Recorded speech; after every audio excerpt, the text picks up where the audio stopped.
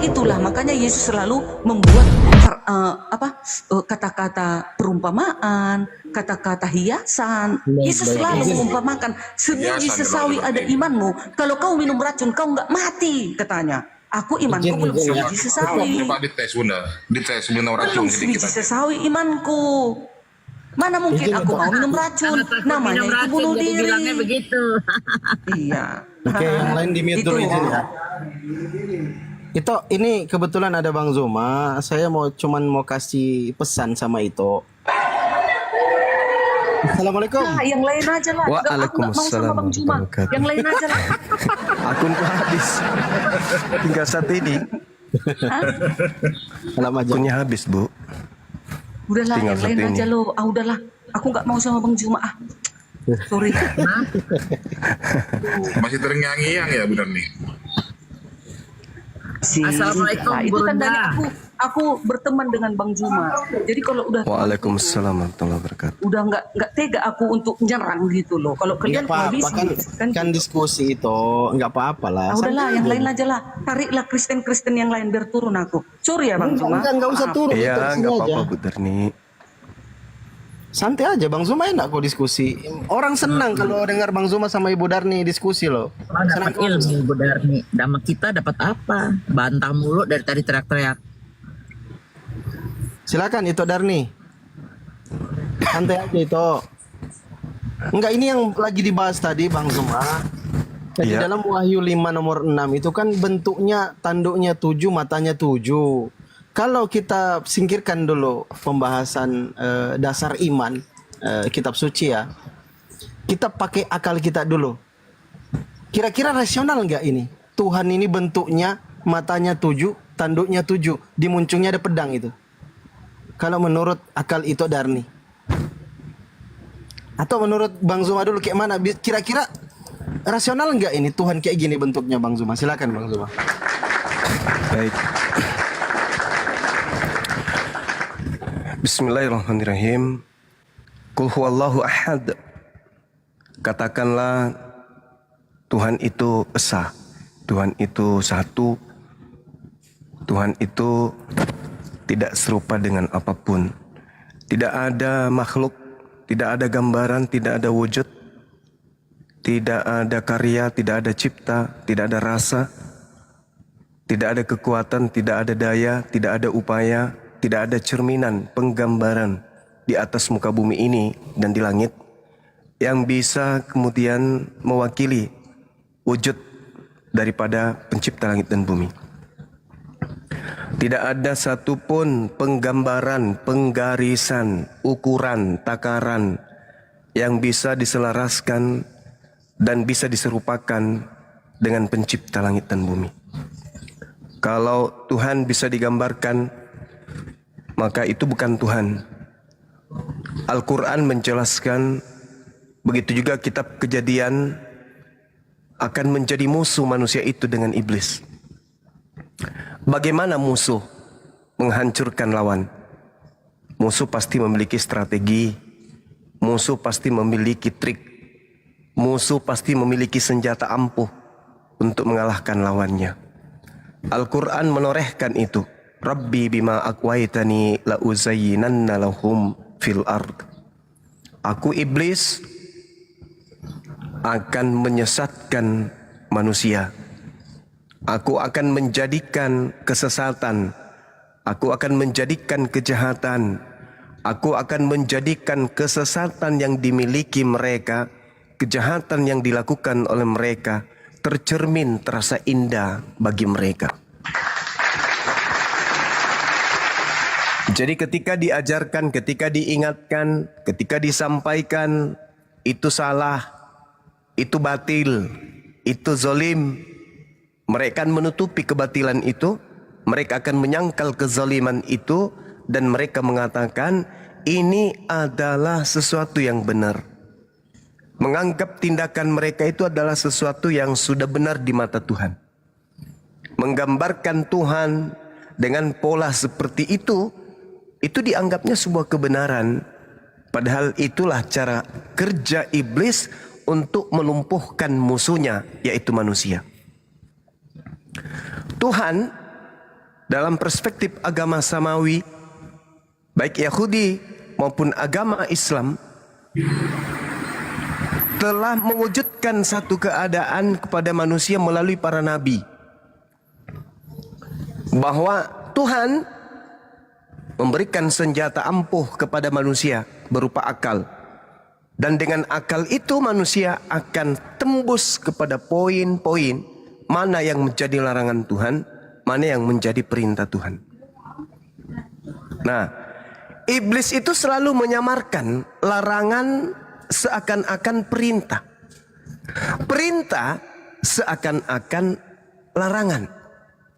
Itu cara kerja iblis, memutarbalikkan fakta, yang benar menjadi salah, yang salah menjadi benar.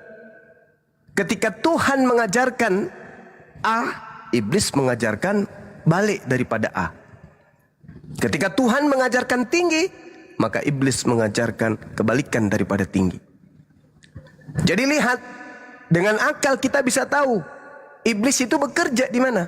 Ketika ada perintah kepada sosok nabi dan perintah itu dibantah kemudian, lalu pembantahan terhadap perintah ini dianggap sebagai sebuah kebenaran, itulah iblis yang nyata.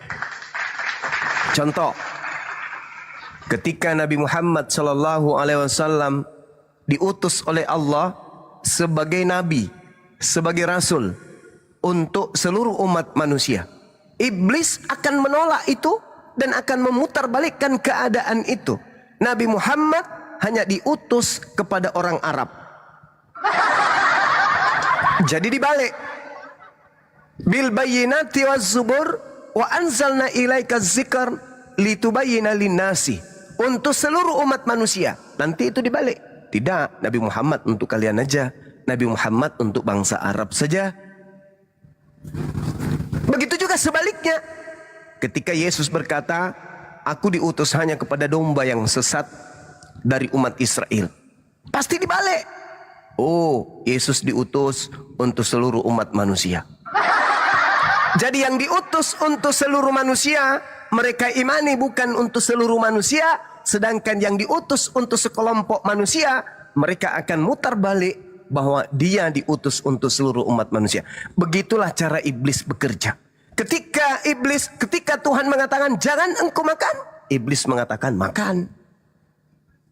Ketika Tuhan mengatakan makan, iblisnya mengatakan oh enggak ada kawin-mawin, enggak ada makan-makan di surga, enggak ada. Diputar balik.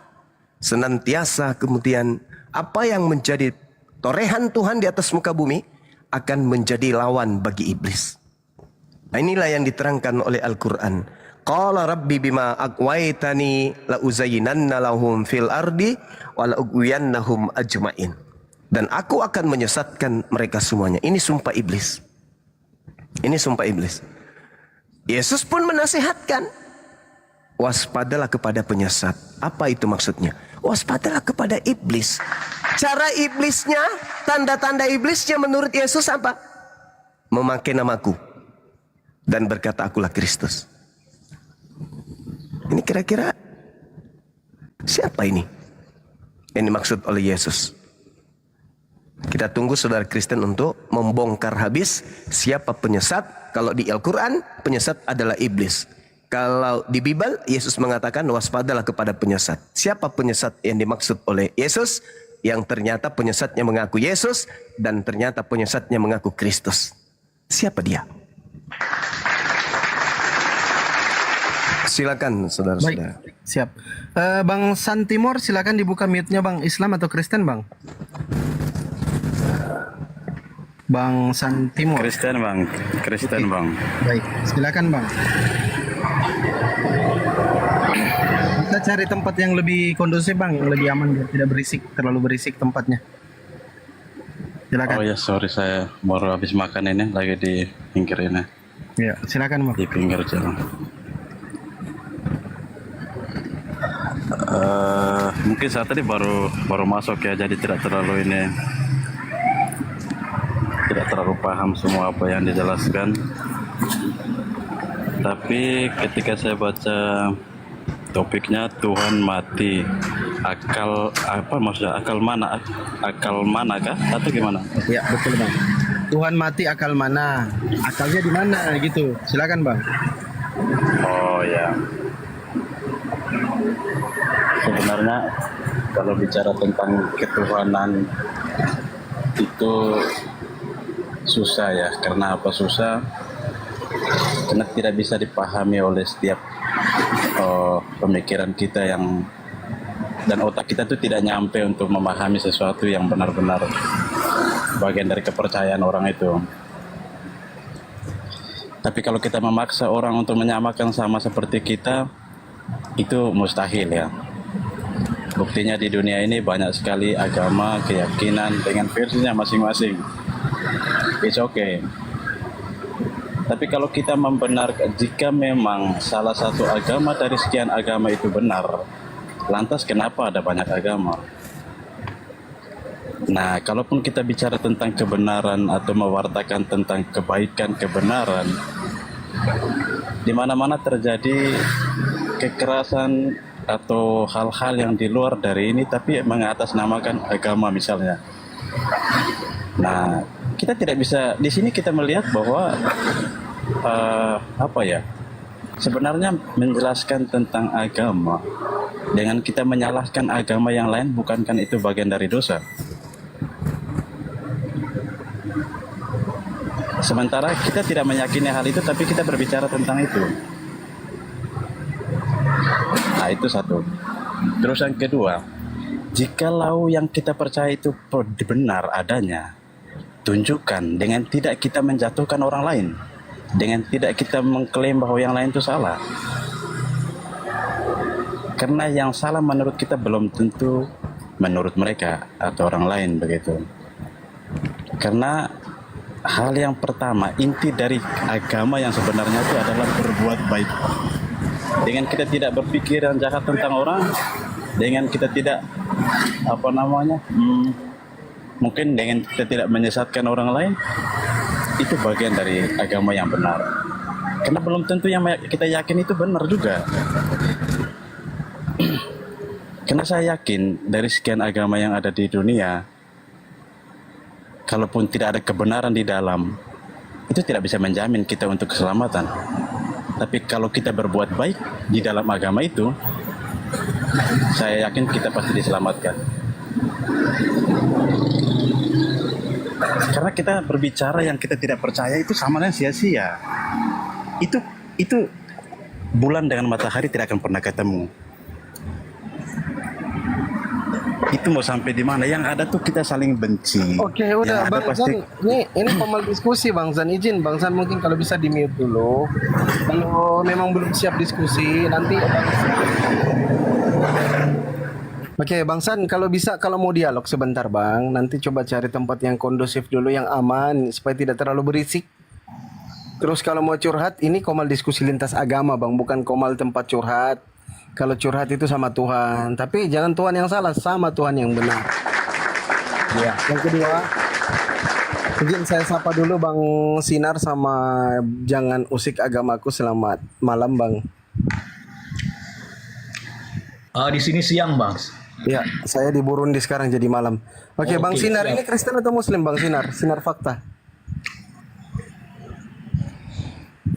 Bang Sinar Fakta monitor. Anda Kristen atau Muslim? Baik, di bawah aja kalau gitu. Silakan Bang, jangan usik. Ya. Bang San, dengarkan aja kalau ada yang mau didiskusikan, nanti dengarkan aja. Nanti kalau misalkan mau masuk, mau dialog, silakan. Kalau mau curhat, ingat sekali lagi bukan di sini tempatnya. Silakan Bang. Oh ya, jadi saya tanggapi dulu ya pernyataan Bang yang pinter ini, teman kita Bang Suma. Jadi dia mengatakan bahwa keselamatan itu hanya ada datang dari kaum Yahudi ya. Kalau dalam kami sih bukan seperti itu pemahamannya. Jadi boleh dikata ya itu pemahaman Anda ya, silakan pemahaman Anda.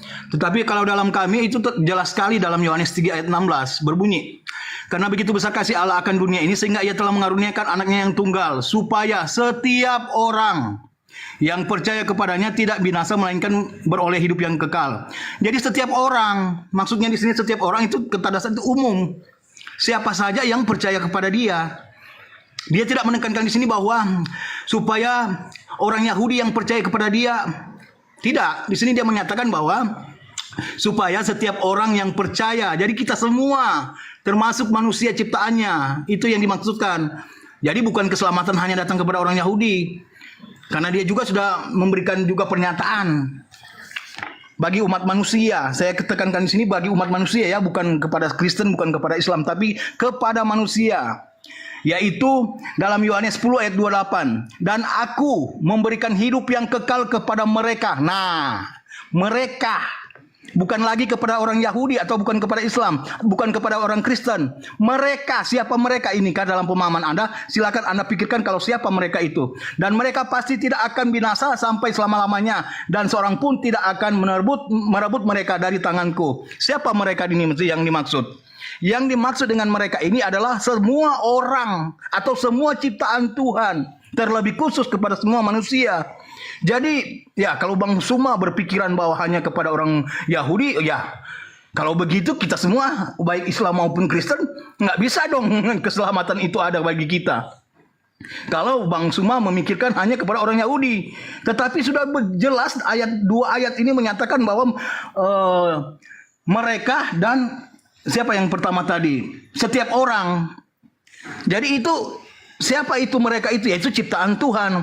Kalau Anda merasa Anda ciptaan Tuhan, berarti Anda juga berhak untuk menerima keselamatan. Asalkan percaya kepada Dia. Begitupun kami Kristen. Kalau kami percaya kepada Dia, jelas sudah dinyatakan. Dia menjaminkan, bukan lagi hanya menekankan atau memberikan pernyataan, tetapi ini sudah menjaminkan. Begitu. Jadi kalau menurut saya ya, kalau Bang Suma berpikir bahwa hanya Yahudi yang memperoleh keselamatan, menurut saya ya itu pemahaman Anda. Tapi kalau pemahaman kami juga berbeda. Mungkin hanya itu aja dulu. Oke, baik. Ada dua hal. Yang pertama, Anda membawa Yohanes 10. Anda tidak memahami Bible secara keseluruhan. Kalau Anda berbicara mengenai ucapan di dalam Yohanes 10 nomor 28, aku memberikan hidup yang kekal kepada mereka dan mereka pasti tidak akan binasa. Di situ Yesus sedang berada di Serambi Salomo. Orang-orang Yahudi mengelilingi Yesus di sana, bukan orang Indonesia, bukan orang Kristen, bukan orang Roma. Jadi Anda harus belajar baik mendudukkan perkara dalam cerita-cerita yang dibangun di dalam kitab saudara. Oke ya. Nah, kemudian Yesus memberikan hidup yang kekal kepada siapa? Kepada yang percaya kepada dirinya. Yang percaya kepada dirinya sebagai apa? Sebagai utusan Tuhan. Jangan Anda percaya kepada Paulus, kepada Yesus harus Anda percaya. Apa kata Yesus? Aku diutus hanya kepada domba yang hilang dari umat Israel. Percaya enggak? Kalau mau selamat ya percaya. Kan harus percaya kepada Yesus. Ketika Yesus berkata, waspadalah kepada penyesat yang datang kepadamu dengan memakai namaku dan berkata, akulah Kristus. Jangan kau percaya. Apa perintah Yesus? Ya jangan kau percaya. Sekarang malah Anda percaya. Apabila ada orang berkata bertemu dengan aku di gurun, di padang gurun, bertemu dengan aku di dalam bilik rahasia, jangan kau percaya. Loh, berarti jangan jadi Kristen. Pakai otak dong kalau bernarasi. Kan Yesus mengatakan jangan kau percaya ketika ada orang mengaku bertemu dengan Yesus di padang gurun. Artinya jangan kau percaya Paulus. Katanya mau selamat. Katanya mau hidup kekal. Kok nggak percaya kepada Yesus? Ketika Anda membawa Yohanes 3, Bung, Anda harus paham. Yohanes 3 itu, Yesusnya sedang berbicara dengan orang Farisi. Yesusnya sedang menjelaskan. Dan Yohanes sedang menguraikan bagaimana Yesus kemudian bagaimana Yohanes menceritakan tentang seorang Farisi yang bernama Nikodemus, pemimpin agama Yahudi, lalu kemudian berkata kepada Yesus, Rabi kami tahu. Ini cerita yang cakupannya membahas tentang seorang rabi yang bernama Nikodemus. Maka Yesus menerangkan kepada mereka bahwa dengan kasihnya Tuhan, kalau percaya kepada yang diutus Tuhan kepada mereka, maka semua orang yang percaya itu akan mendapatkan hidup yang kekal. Anda percaya nggak? Yesus itu berpesan, waspadalah kepada penyesat yang datang kepadamu dengan memakai namaku dan berkata, akulah Kristus. Anda percaya nggak? Kalau Anda percaya, maka Anda mustahil jadi Kristen. Karena Kristen itu dibangun dari asas-asas kepercayaan terhadap oknum yang datang setelah Yesus terangkat mengaku Kristus, yang kepada Paulus dan kepada penulis kitab Wahyu. Kalau Anda percaya, mustahil jadi Kristen. Coba saya uraikan. Yesus mengatakan hidup kekal adalah percaya kalau dia utusan Tuhan. Percaya nggak kalian?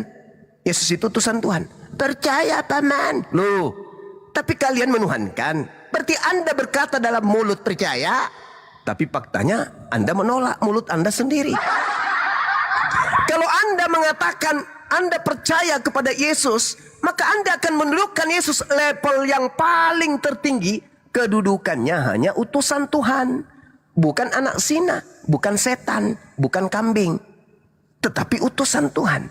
Kalau Anda percaya, maka Anda akan mendapatkan hidup yang kekal. Sayangnya Anda tidak percaya. Apa buktinya Anda tidak percaya? Anda menjadi Kristen, Anda menuhankannya. Padahal Yesus tidak mengajarkan itu.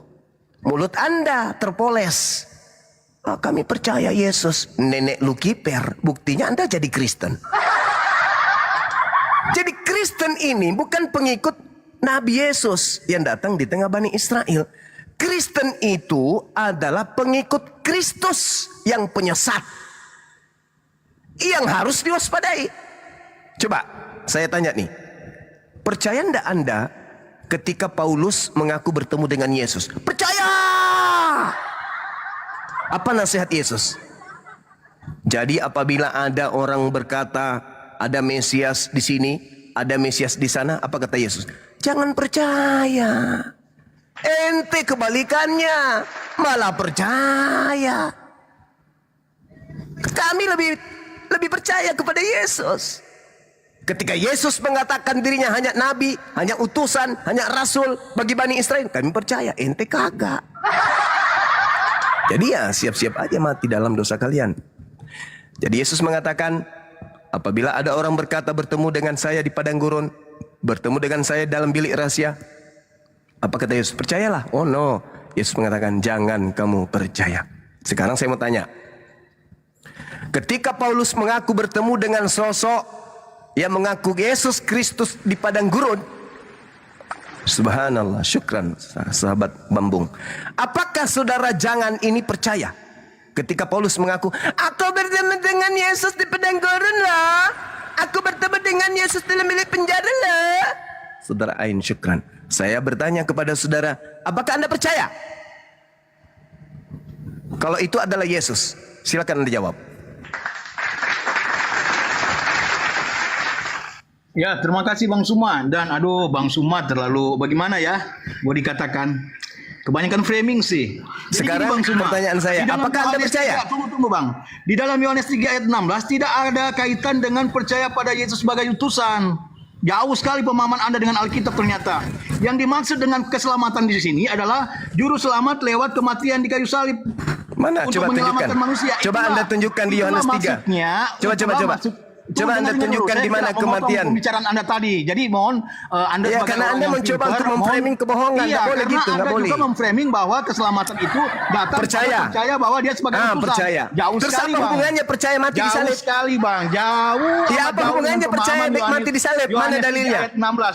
Dengar Mana dulu, Bang. dalilnya? Kan saya membiarkan Anda bernarasi dan berbicara tentang apa yang kau Iya, karena pikirkan Anda sudah tentang masuk Alkitab. ke dalam Nah, sekarang penipuan. saya mau meluruskan pemahaman Anda yang salah dalam Yohanes 3 ayat 16. Jadi di sini keselamatan bukan bertuju pada percaya Yesus sebagai utusan, tetapi percaya Yesus lewat kematiannya di kayu salib untuk menyelamatkan manusia. Makanya dimaksudkan keselamatan kita semua itu karena dia menyatakan bahwa keselamatan yang dia akan berikan itu kepada semua orang umat manusia. Bukan bahwa kita harus percaya dia sebagai utusan. Salah ya Bang Suma ya. Pelajari lagi Alkitab supaya biar lebih pakar dan lebih memahami betul. Tolong Lalu yang tunjukkan. kedua, Anda juga mengatakan Sabar dulu, penyesat. sabar dulu, Benar, Bang. saudara. Lalu masalah penyesat, Allah kami tidak pernah menyatakan bahwa dia adalah penyesat. Sabar. Sip, Bapak Mi. Tolong kamu tunjukkan ke saya di Yohanes 3, percaya yang dimaksud adalah percaya dia mati terkutuk di salib. Cuma saya Silakan. ngomong ternyata di mute. Sekarang tunjukkan ke saya. Sebelum Anda terlalu jauh menyesatkan manusia. Jadi gini ya Bang. Tolong tunjukkan, sabar dulu, dengar. Tolong tunjukkan di Yohanes 3, percaya yang dimaksud adalah percaya Yesus anak suci ini mati secara kutuk di atas salib. Silakan. Iya, jadi gini ya Bang. Jadi ya dalam Yohanes 3 ayat 16 ini bukan menekankan bahwa kita keselamatan itu datang daripada kita harus percaya bahwa Tuhan itu sebagai utusan. Salah. Framing Anda terlalu jauh, salah. Jadi yang dimaksudkan di sini bahwa keselamatan itu datang karena apa? Kita mempercayai Tuhan Yesus yang telah mati di kayu salib untuk menyebut umat manusia. Tolong dalil, Dosa-dosa dalil. umat manusia. Tolong dalil. Iya, dengan demikian Dalil. bahwa kita percaya. Sudah, jangan Anda membawa dalil karena Anda juga tidak membawa dalil tentang Yohanes 3 ayat 16 ini tentang kepercayaan atau keselamatan itu datang karena kita harus percaya dia sebagai utusan. Salah. Anak Tuhan ini Itu juga utusan atau dalil. bukan? Dan baru Bang, baru yang kau nyatakan tadi penyesat. Maaf kalau Tradisi Yahudi, anak Tuhan itu utusan Tuhan atau Tuhan itu sendiri? Utusan Tuhan, utusan pemohon. baca di Kias Ibrahim ayat 4. Siapa Allah yang menyesatkan itu? Anda pasti tahu. Masih Yohanes 3 nomor 16, saya mengatakan anak Tuhan itu percaya sebagai utusan Tuhan. Anda mengatakan Yohanes 3 nomor 16 percaya Yesus mati di atas salib. Tolong bagaimana Anda bisa menipu seperti itu? Di mana dalam Yohanes 3 ini percaya Yesus mati di atas salib itu di mana dalilnya, Bang? Nah, terus dalilnya juga dari mana Anda mengatakan bahwa dia percaya sebagai Saya baca ya. Dengar. Karena begitu besar kasih Allah akan dunia ini sehingga Allah memberikan anaknya yang tunggal. Anak di sini utusan. Utusan. Kalau Yang saya bilang disebut itu sebagai firman gimana? yang disebut anak Tuhan itu utusan Tuhan. Jangan Itu keraskan hati pemahaman Anda. Anda, tapi pemahaman kami adalah firman Allah itu sendiri. Coba Anda tunjukkan kepada saya di mana anak Tuhan, anak Allah itu adalah firman. Coba tunjukkan ke saya. Coba misalnya Israel adalah anak sulung. Di mana dikatakan Israel itu adalah firman? Silakan.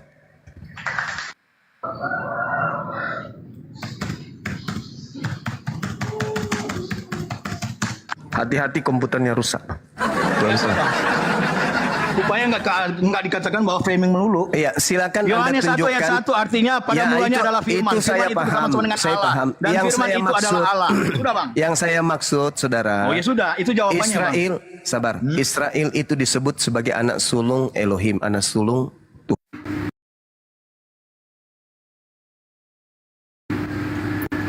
Tolong Yang tunjuk. dimaksudkan tadi tentang Yohanes kan Yohanes 3 ayat 16. Saya kan berkatakan, saya berkata.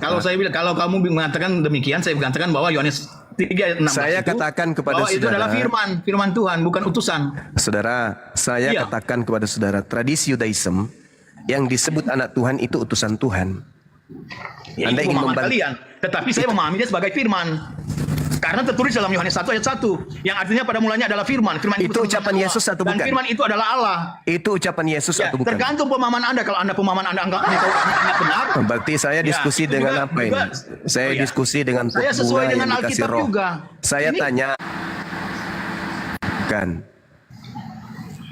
emang Yesus dan Allah itu gimana sih pemahaman Anda? Aduh, udah mulai inilah kalau kita menyembah Iya, karena iblis Yesus kayak itu gitu, juga Bang. kan Allah itu.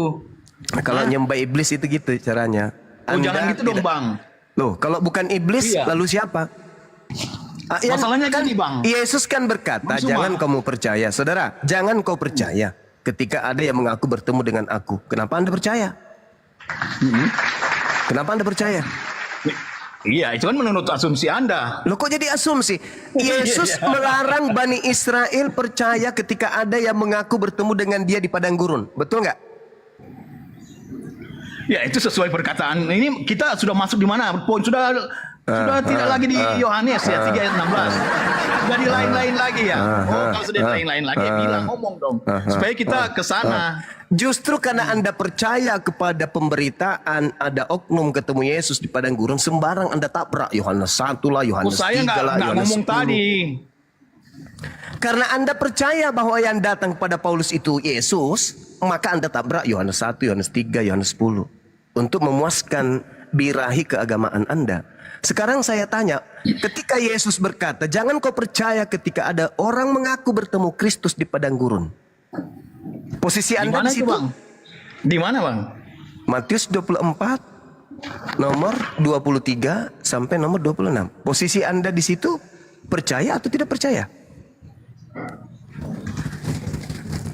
Kita buka dulu bang supaya lebih jelas. Iya, silakan. Takutnya Ya, silakan. Matius 24 ayat 26 merupakan bagian dari khotbah Yesus kita itu. 23 sampai 26. Matius 23. 24 nomor 23. Ya. 24. Nomor 23 sampai 26. Tadi yang memberikan gift, barakallahu fik, sehat selalu. Panjang umur, dimudahkan rezekinya, menjadi amal jariah. Amin ya rabbal alamin.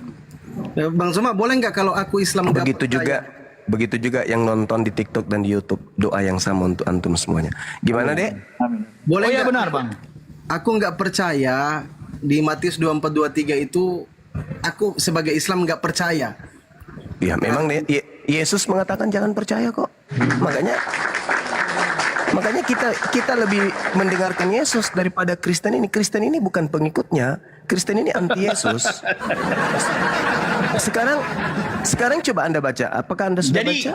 gini bang, pemahamannya di sini gampang, mudah dan sangat gampang. Oke, Bang. silakan. Maksudnya Yesus itu mengatakan jangan percaya kepada mereka yang datang membawa nama Yesus. Ya, ketika Artinya ada orang mereka membawa nama mengaku Yesus tetapi tidak bisa berbuat apa-apa. Seperti Yesus bisa memberikan mujizat, menyembuhkan Anda- orang mati, menyembuhkan orang sakit, membangkitkan orang Hancur. mati. Nah, Hancur kalau tidak bisa berbuat demikian, maka di situ Hancur dah. dikatakan umat atau Yesus palsu. Gitu, Bang, pemahamannya. Sekarang coba Anda aja, baca. kan, Bang? Anda Ya, itu Anda gampang tidak aja pemahamannya. Jadi kalau Anda- kita harus memahami betul-betul Alkitab gitu. Tetapi ya memang kalau orang Islam memang tidak bisa diberikan pemahaman Udah, Alkitab. Bang, gantian, Karena telah Bang, gantian. menolak firman Bang. itu sendiri. Telah Gantian, menolak Bang. Yesus itu sendiri. Bang, gantian. Gini, Bang. saudara, kelihatannya otak Anda lukanya parah kali. Jadi gini, Matius 24 nomor 23. Jadi apabila ada orang berkata bertemu dengan Kristus, ada Mesias, ada Kristus di sini, ada Kristus di sana, jangan pergi ke sana, jangan kau percaya. Itu kata Yesus. Sebab Kristus palsu akan muncul dan melakukan banyak mujizat. Jadi jangan Anda jadikan mujizat itu sebagai simbol bahwa itu Yesus asli. Justru si palsu, si penyesat ini, si iblis ini, kata Yesus melakukan banyak mujizat. Makanya Yesus mengatakan jangan kamu percaya. Pertanyaan saya kepada saudara, ketika kondisi ini diperhadapkan dengan saudara, apakah Anda percaya atau tidak percaya? Ya jelas dong tidak percaya. Nah, kalau percaya Anda itu tidak hanya percaya, perbuatan-perbuatan Yesus menyelamatkan Kalau- orang sakit, membangkitkan orang mati. Kalau Anda tidak percaya, kenapa Anda percaya kepada Paulus yang mengaku bertemu dengan Yesus di padang gurun? Oh itu teks yang berbeda juga bang. Hanya. Dan kita saja bisa melihat itu kan sudah mujizat. Bahwa Saya itu ulang yang lagi. ditolong oleh Tuhan. Saya Dan ulang Tuhan lagi. sendiri yang menyatakan Saya itu, ulang bukan lagi. orang lain. Saya ulang lagi. Ketika Yesus mengatakan, jangan kamu percaya apabila ada orang berkata ada Mesias di sini, ada Mesias di padang gurun, ada Mesias dalam bilik rahasia. Kata Yesus, jangan kau percaya. Pertanyaan saya, ketika Paulus mengaku bertemu Yesus di padang gurun, apakah Anda percaya atau tidak percaya? Percaya dong. Dia yang menyaksikan sendiri Nah, kan. nasihat Yesusnya percaya atau jangan percaya? Percaya juga dong. Tergantung di mana kita melihat. Nah, tengoklah. Kalau Yesus mengatakan jangan melihat Yesus. Tengoklah saudara-saudara. Ini Mesias palsu berbeda dengan Yesus. Inilah kenapa Ya, inilah Islam kesalahan itu datang. kalian tidak memahami Alkitab. Inilah harus Islam datang untuk menyelamatkan saudara-saudara kita yang otaknya sudah rusak. Jangan di-mute dong. Di dalam Al-Quran dikatakan, hal unabbi'ukum ala man tanazzalus syayatin. Maukah aku beritakan kepadamu kepada siapa iblis itu turun? Iblis itu turun tanazzalu ala kulli afakin adim. Kepada pembohong. Yesus mengatakan jangan percaya, tapi Anda berbohong di sini. Anda mengatakan Mesias Yesus palsu yang dimaksud bukan jangan percaya kepada Paulus. Kamu ini masih saudara. baik dong Alkitabnya. Bedakan pemahaman Mesias Jadi palsu apabila dan ada yang orang Paulus berkata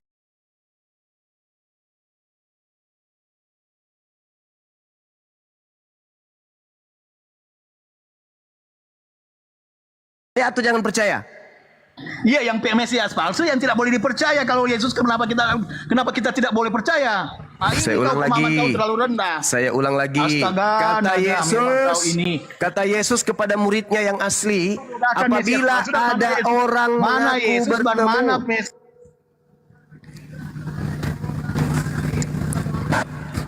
Mau dilanjut enggak ini? Iya, saya hanya menekankan, Suma, kau harus belajar mana yang Mesias palsu dan mana yang kejadian yang memang benar-benar diperhadapkan kepada Rasul Paulus. Oke. Begitu. Coba kamu Tapi terangkan di sini kepada kamu tidak saya. bisa memahami mana Mesias palsu. Oke, coba kamu buktikan ke saya bahwa Mesias yang datang ke Paulus itu adalah asli. Silakan kau buktikan. Dari matanya buta menjadi melihat kembali. Di mana Sudah, itu sudah dalilnya? cukup. Di mana dalilnya? Tanda-tanda orang yang kedatangan Mesias asli matanya buta. Coba. Maksudnya dia memberikan kebenaran itu lewat kebutaannya dan menjadi melihat kembali. Itu sudah benar-benar bahwa dia adalah benar. Allahu Akbar. Matius 12, orang yang kerasukan setan matanya buta. Jangan kawan, jangan. Ini sudah 2025. Jangan kalian menipu lagi, membohongi lagi. Apologet Islam itu sudah ada. Dengarkanlah mereka yang jujur membahas Bible tanpa ada tujuan untuk menyesatkan atau mencari jemaat begitu.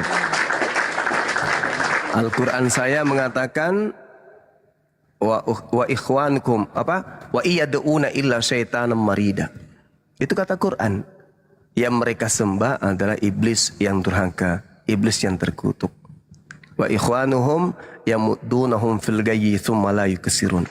Saudara-saudara iblis, syukran sahabat Bambung, namanya keren. Saudara-saudaranya iblis adalah orang-orang kafir.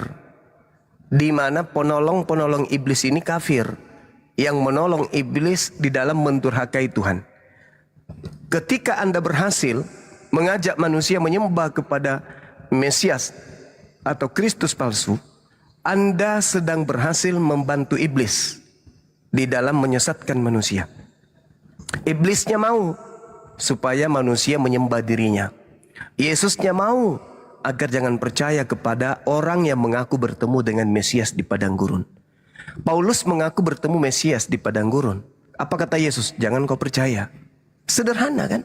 Tadi Anda mengambil Yohanes 3:16, siapa yang percaya kepada Yesus hidup kekal. Nah, Yesus mengatakan jangan kau percaya ketika ada orang yang mengaku bertemu dengan Kristus. Kenapa Anda tidak percaya kepada Yesus? Agar Anda tidak percayai kepada Kristus yang palsu itu. Anda ingin mengatakan itu asli. Apa bukti kalau itu asli? Bukankah Yesus mengatakan Kristus yang asli ketika datang itu matahari menjadi gelap, bintang berjatuhan dari langit. Itu kalau yang datang Kristus asli. Tapi kalau itu tidak terjadi, maka itu palsu. Kata Yesus, jangan kamu percaya.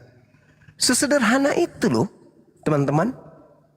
Tapi karena kalian ini adalah pahlawan-pahlawan iblis, ya kalian harus memperjuangkan misi iblis menyesatkan. Kalian harus mutar-mutar, harus berjuang sampai mati. Bagaimana supaya iblis ini tidak kehilangan pengikut.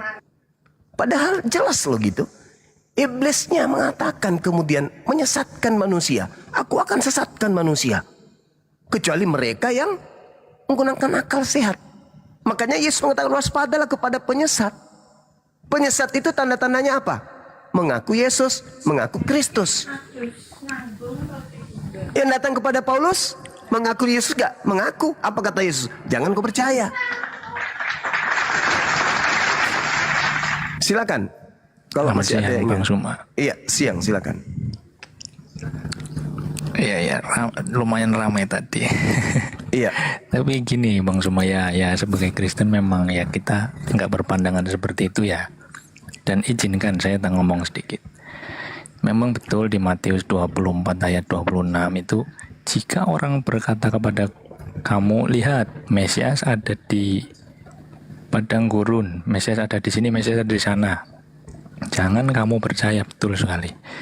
Dan ini sedang berbicara tentang penampakan fisik dalam wujud manusia yang mengaku sebagai Mesias. Jadi apa yang dimaksud Yesus itu adalah kenampakan secara utuh. Ada seseorang mengaku sebagai Mesias atau bahkan mengaku sebagai Yesus juga sama.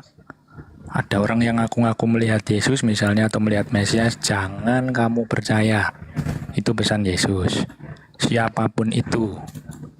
Nah, sedangkan di Kisah Para Rasul yang Paulus lihat adalah cahaya, tapi tiba-tiba cahaya dari langit memancar mengelilingi dia dan dia mendengar suara.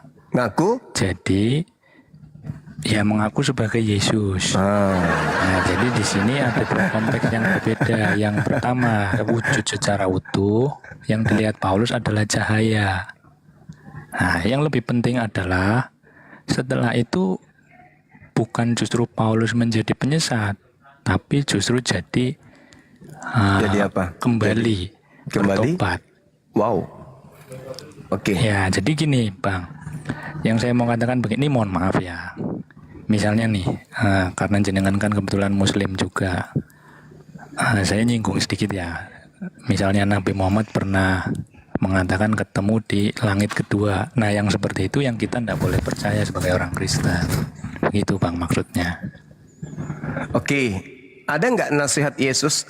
Jangan percaya kepada orang yang mengaku bertemu dengan Mesias di langit. Bukannya di padang. Padang gurun. Yang nggak ada sih.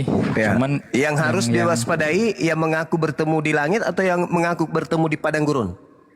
Yang di sini atau di sana begitu. Lihat ya. Padang gurun kan? Iya. Nah, siapa yang bertemu dengan Yesus di padang gurun? Nabi Muhammad atau Paulus? Bukan. Maksudnya Loh, kok dimanapun. Entah di padang gurun, entah di dalam rumah. Begitu. Iya.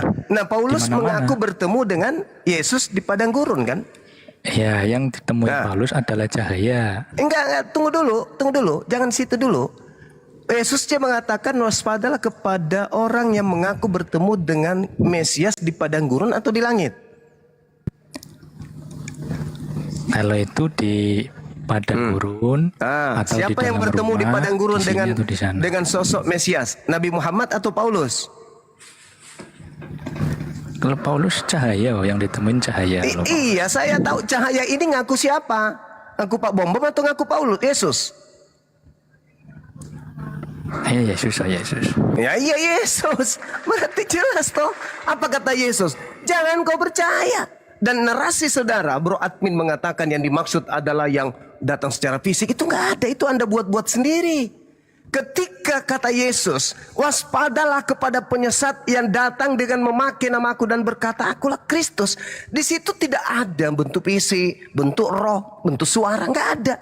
Siapapun yang datang dengan memakai namaku dan berkata, akulah Kristus, jangan kamu percaya, titik. Apapun itu. Jadi apabila ada orang berkata Mesias ada di sini, jangan kau pergi ke sana, atau Mesias ada di sana, di sini, jangan kamu percaya. Sebab Mesias palsu akan datang dan melakukan banyak mukjizat. Mukjizat kejadian luar biasa. Misalnya ada suara, ada cahaya. Itu yang dimaksud itu mukjizat-mukjizat seperti itu. Sedangkan kalau Yesus yang asli yang datang, ia bentuk manusia asli. Baca dalam Kisah Para Rasul 1 nomor 11, malaikat berkata, Yesus yang kamu lihat terangkat akan datang seperti kamu melihat dia terangkat. Nah, Yesus juga mengatakan, ketika aku datang sebagai anak manusia. Matius 24 nomor 27. Matius 24 nomor 30. Aku kalau datang sebagai manusia. Sedangkan Paulus mengaku Yesus datang bukan sebagai manusia. Apa kata Yesus? Jangan kamu percaya. Inti kesimpulannya menurut Yesus, kalau aku yang datang, aku datang sebagai anak manusia. Tidak pernah aku datang sebagai anak hantu, anak roh. Tidak ada itu, Yesus ajarkan itu. Yang datang sebagai roh hanya roh kebenaran. Tertulis di mana? Yohanes 16, nomor 7, nomor 8, nomor 9, 10, 11, 12, 13, 14, 15. Datang dalam bentuk roh kebenaran. Bukan Yesus. Kalau Yesus yang datang dalam bentuk fisik manusia, sebagai anak manusia. Nah, kalau penyesat yang datang mengaku Yesus Kristus tapi bukan manusia. Itu pernah terjadi kepada siapa? Paulus. Kata Yesus, jangan percaya. Kalau Anda percaya kepada Yesus, mustahile kalian jadi Kristen. Titik. Silakan. Oke Bang Suma, mungkin biar lebih jelas ya. Ya. Ini saya bacakan saja ayatnya. Silakan. Saya nggak menafsir lagi. Saya bacakan dari 20. Apa? Dari Toli-Toli? Bukan Don. 20. Apa ini, Bang? Pada waktu itu, ini ayatnya loh, supaya Apa? tidak. Baca Kan apa? tadi ayatnya yang tadi dimaksudkan. Ya. Yang kan katanya harus mendengarkan perkataan Yesus. Ya, ya. Oh, Matius 24. Silakan. Matius 24.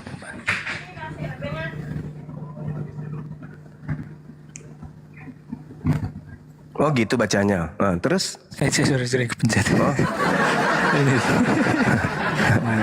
Aku siap. Syukran. Pada waktu itu, jika orang berkata kepada kamu, lihat Mesias ada di sini atau Mesias ada di sana, jangan kamu percaya. Sebab Mesias-Mesias palsu dan nabi-nabi palsu akan muncul dan mereka akan mengadakan tanda-tanda yang dahsyat dan mujizat-mujizat. Sehingga sekiranya mungkin mereka menyesatkan orang-orang pilihan juga. Camkanlah, aku sudah mengatakan terlebih dahulu kepada kamu. Jadi apabila orang berkata kepadamu, lihat ia ada di padang gurun, jangan kamu pergi ke situ. Atau lihat ia ada di dalam bilik, janganlah kamu percaya. Sebab sama seperti kilat memancar dari sebelah timur dan melontarkan cahayanya sampai ke barat, demikian pula lah kelak kedatangan anak manusia atau kedatangan Yesus. Begitu ayat lengkapnya. Jadi ini benar-benar kedatangan secara fisik. Mana di situ tertulis fisik, Bang? Nggak ada. Itu cuman tafsiran saudara. Berkata lo di situ. Jadi apabila ada yang berkata lo, bukan menampakkan fisik. Jadi kalau ada yang berkata, entah itu bentuk roh, entah itu bentuk pohon, entah itu bentuk mobil. Kalau dia berkata, aku Mesias, kata Yesus apa? Jangan kamu percaya. Jangan ditambah-tambahin. Tidak bagus kedengarannya. Udahlah tidak bagus ditambahin lagi maka tambah hancur. Yesusnya mengatakan, jelas itu. Jadi apabila ada yang berkata, ada Mesias di padang gurun, jangan kamu percaya. Paulus mengaku bertemu dengan Kristus di padang gurun, memenuhi syarat untuk jangan percaya. Tanda-tanda kedatangan aku datang sebagai anak manusia. Sedangkan yang datang kepada Paulus bukan manusia, bukan anak manusia. Galatia 1, nomor 1, nomor 11, nomor 12. Aku menerima Injil dari Yesus yang bukan manusia. Kalau bukan manusia lalu apa? Ya iblis. Waspadalah kepada penyesat yang datang kepadamu dengan memakai namaku dan berkata, akulah Kristus. 2 Yohanes 1 nomor 7.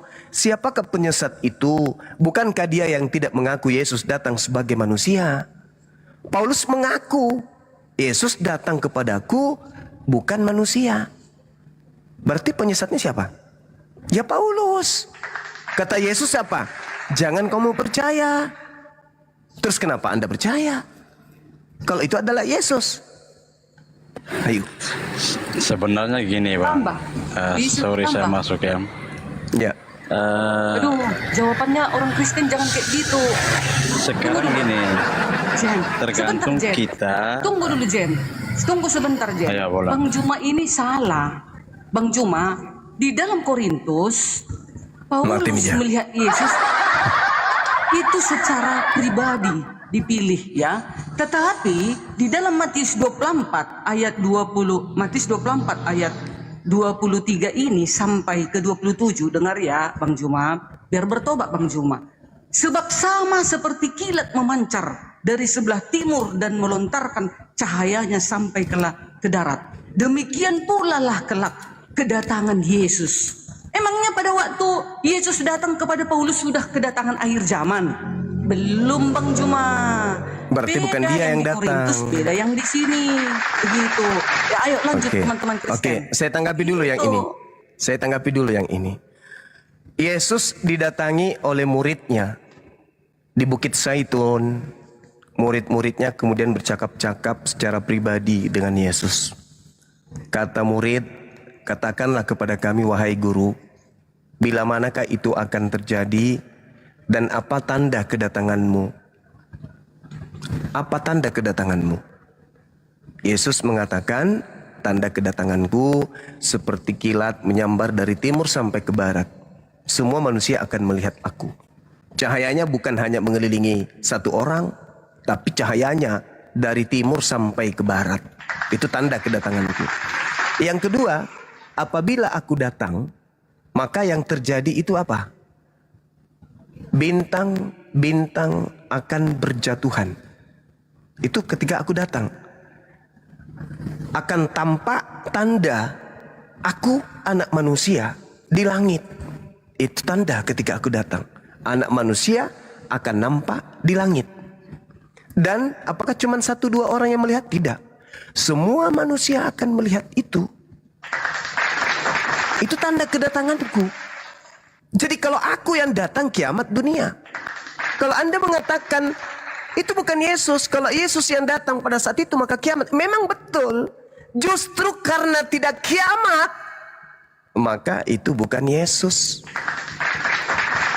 Kalau Yesus yang datang di abad pertama kepada Paulus, kiamat sudah terjadi 2000 tahun yang lalu. Tapi karena yang datang bukan Yesus, tidak kiamat. Apa pesan Yesus? Jangan ente percaya. Karena kalau saya datang, bukti tanda kiamat itu berarti. Itu kata Bang siapa? Juma, Kata kedatangan Yesus loh. Yesus ke Paulus belum kiamat. Iya berarti itu bukan Yesus, Bu Darni. Yesus, tapi Dari Yesus mana Anda memilih tahu? Paulus secara Sedangkan pribadi.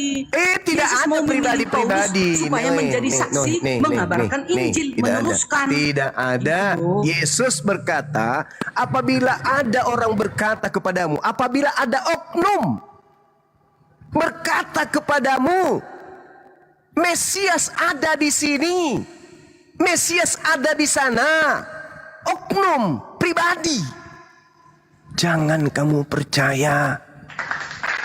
Karena oknum ini akan dipakai oleh iblis sebagai nabi dia. Mesias palsu datang kepadanya dan dia akan menjadi nabi, menjadi pengajar, menjadi pembimbing manusia untuk supaya percaya kepada Mesias palsu, untuk menuhankan si palsu tadi.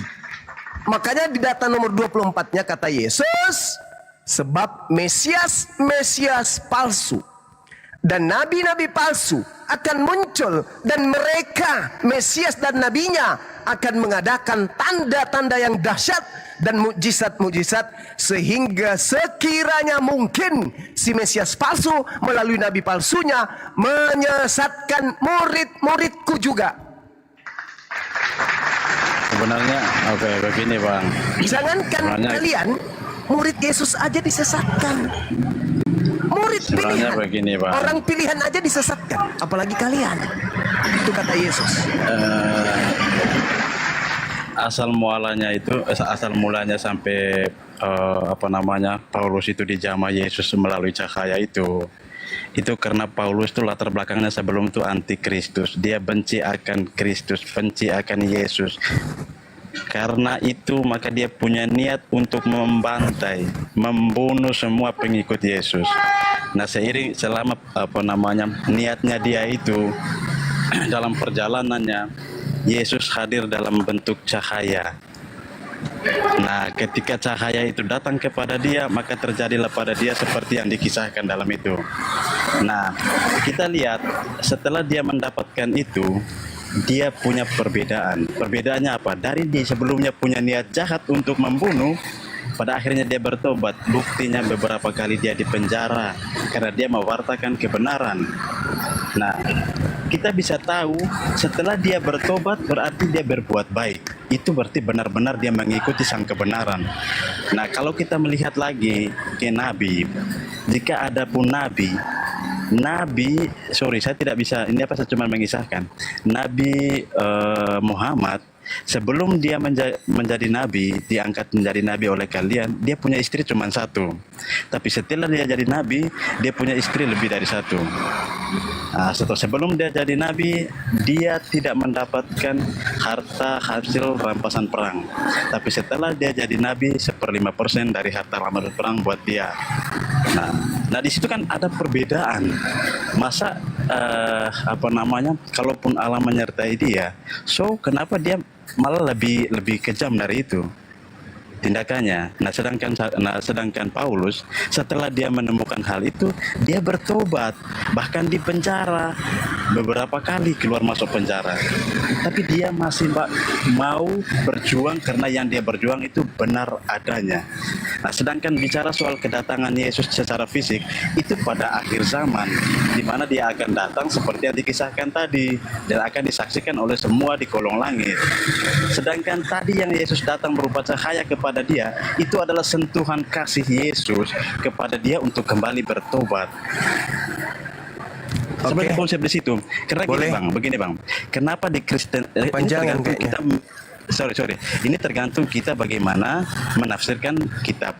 Tapi kalau kita menafsirkan dengan ini, sedangkan gini, di Quran dia harus butuh hadis untuk menafsirkan Quran. So, jika Quran itu diturunkan atau firman Allah, kenapa harus ada hadis? Nah, itu kan konsepnya. Tergantung. Baik. Kemana-mana Anda ngomong, lanjut. Paparan Anda itu layak dikasih aplaus dulu. Ya, luar biasa, bah. Mantap sekali. Wah, keren. Saya jadi merinding gitu loh. Merinding saya. Ternyata ada orang bisa menyesatkan dengan pola seperti itu. Gini, dengarkan saya baik-baik. Dengarkan. Di dalam Lukas 21 nomor 8, ketika ditanya oleh murid-muridnya, "Guru, ya paman, apakah tandanya kalau itu akan terjadi?" Apa jawab Yesus? "Waspadalah supaya kamu jangan disesatkan. Sebab banyak orang akan datang dengan memakai namaku dan berkata, akulah dia. Dan saatnya sudah dekat. Jangan kamu mengikuti mereka. Penyesat akan datang memakai namaku dan berkata, akulah dia, akulah Mesias, akulah Kristus. Saatnya sudah dekat. Bukan di abad ke-7. Jangan kamu mengikuti mereka." Lanjut di data yang sama. Tetapi sebelum semua itu, sebelum penyesat itu datang memakai namaku, sebelum penyesat itu berkata akulah Kristus, kamu akan ditangkap dan dianiaya. Kamu terlebih dahulu akan diserahkan ke rumah-rumah ibadah dan penjara-penjara. Dan kamu akan dihadapkan kepada raja-raja dan penguasa-penguasa oleh karena namaku. Hei, saudara San, saya mau tanya, yang datang menangkap, menyiksa, memenjarakan murid-murid Yesus itu Nabi Muhammad atau Paulus? Jawab.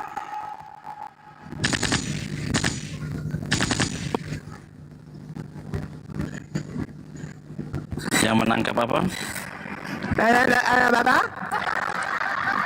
Ini bicara soal begini, Pak. Jangan dulu kerasukan. Saya ulang. Yang menangkap, yang memenjarakan, yang menganiaya, yang menyerahkan murid-murid Yesus ke rumah ibadatnya orang Yahudi, Nabi Muhammad atau Paulus? Jawab. Apakah mereka sudah hadir setelah ada Yesus? Jangan dulu kerasukan. Yang kedua itu jangan kerasukan dulu. Yesus berkata kepada muridnya ketika ditanya, "Guru, Bila manakah itu terjadi? Dan apakah tandanya kalau itu terjadi? Ditanya oleh si murid yang ada di depannya. Angkatan pertama, abad pertama, antara tahun 30 sampai tahun 33, Cak Ayu. Ditanya, apa tandanya? Kata Yesus, waspada supaya kamu angkatan pertama yang hidup di abad pertama yang ada di depanku yang lagi bertanya ini, supaya kamu jangan disesatkan, sebab banyak orang akan datang dengan memakai namaku dan berkata akulah Kristus, dan saatnya sudah dekat. Jangan kamu mengikuti mereka. Tetapi sebelum itu terjadi, sebelum penyesat itu datang memakai namaku dan berkata akulah Kristus, kamu semuanya akan ditangkap dan dianiaya. Kamu akan diserahkan ke rumah-rumah ibadat dan penjara-penjara, dan kamu akan dihadapkan kepada raja-raja dan penguasa-penguasa karena namaku. Pertanyaan saya, yang datang menganiaya, menangkap, memenjarakan murid-murid Yesus, yang menghadapkan murid Yesus kepada raja-raja dan penguasa-penguasa kala itu, Paulus atau nabiku Nabi Muhammad sallallahu alaihi wasallam? Jawab. Yang menangkap, oke.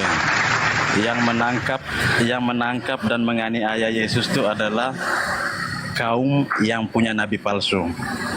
Ya, kamu turun. Yang mengatasnamakan. Kamu turun. Cari pendeta, turunkan celananya, celop, jilat tanganmu. Pendeta sudah berhasil menipu kamu. Iblis sudah berhasil menyesatkan kamu. Ini jelas. Yesus ditanya, tandanya apa guru? Waspadalah, supaya kamu jangan disesatkan. Sebab banyak orang akan datang memakai namaku. Akulah dia, dan berkata akulah dia. Saatnya sudah dekat, bukan ratusan tahun. Saatnya sudah dekat. Dan tandanya, kalian ditangkap, kalian dianiaya, kalian disesah, kalian dipenjarakan, kalian dihadapkan kepada raja-raja, penguasa-penguasa karena namaku. Itu dilakukan oleh siapa, Cak Ayu? Nabiku, Nabi Muhammad gitu, hidup di abad pertama. Nabi Muhammad pergi ke sana ngaku-ngaku, aku bertemu dengan Yesus di padang Gerena. Nabiku yang lakukan itu. Lalu nabiku mengaku-ngaku bertemu dengan Yesus di dalam bilik penjara. Hah? Ku jawab Bang Juma. Ya, silakan. Siapa yang menganiaya murid Yesus, Nabi Muhammad atau Paulus? Silakan. Ya. Kalau di dalam Lukas 21 ayat 8 itu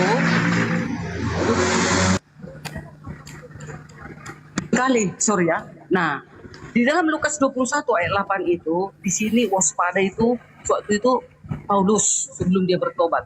Nanti ini juga nubuatan. Nanti juga kelak di akhir zaman yang menuhankan Yesus bisa ditangkai matanya. Nah itu sama kan Bang Juma. Nubuatan juga ini. Kelak juga seperti itu. Yang akan menyembah dia, mengatasnamakan dia adalah Tuhan dan Juru Selamat. Yesus adalah Tuhan dan Juru Selamat. Akan diseket kelak.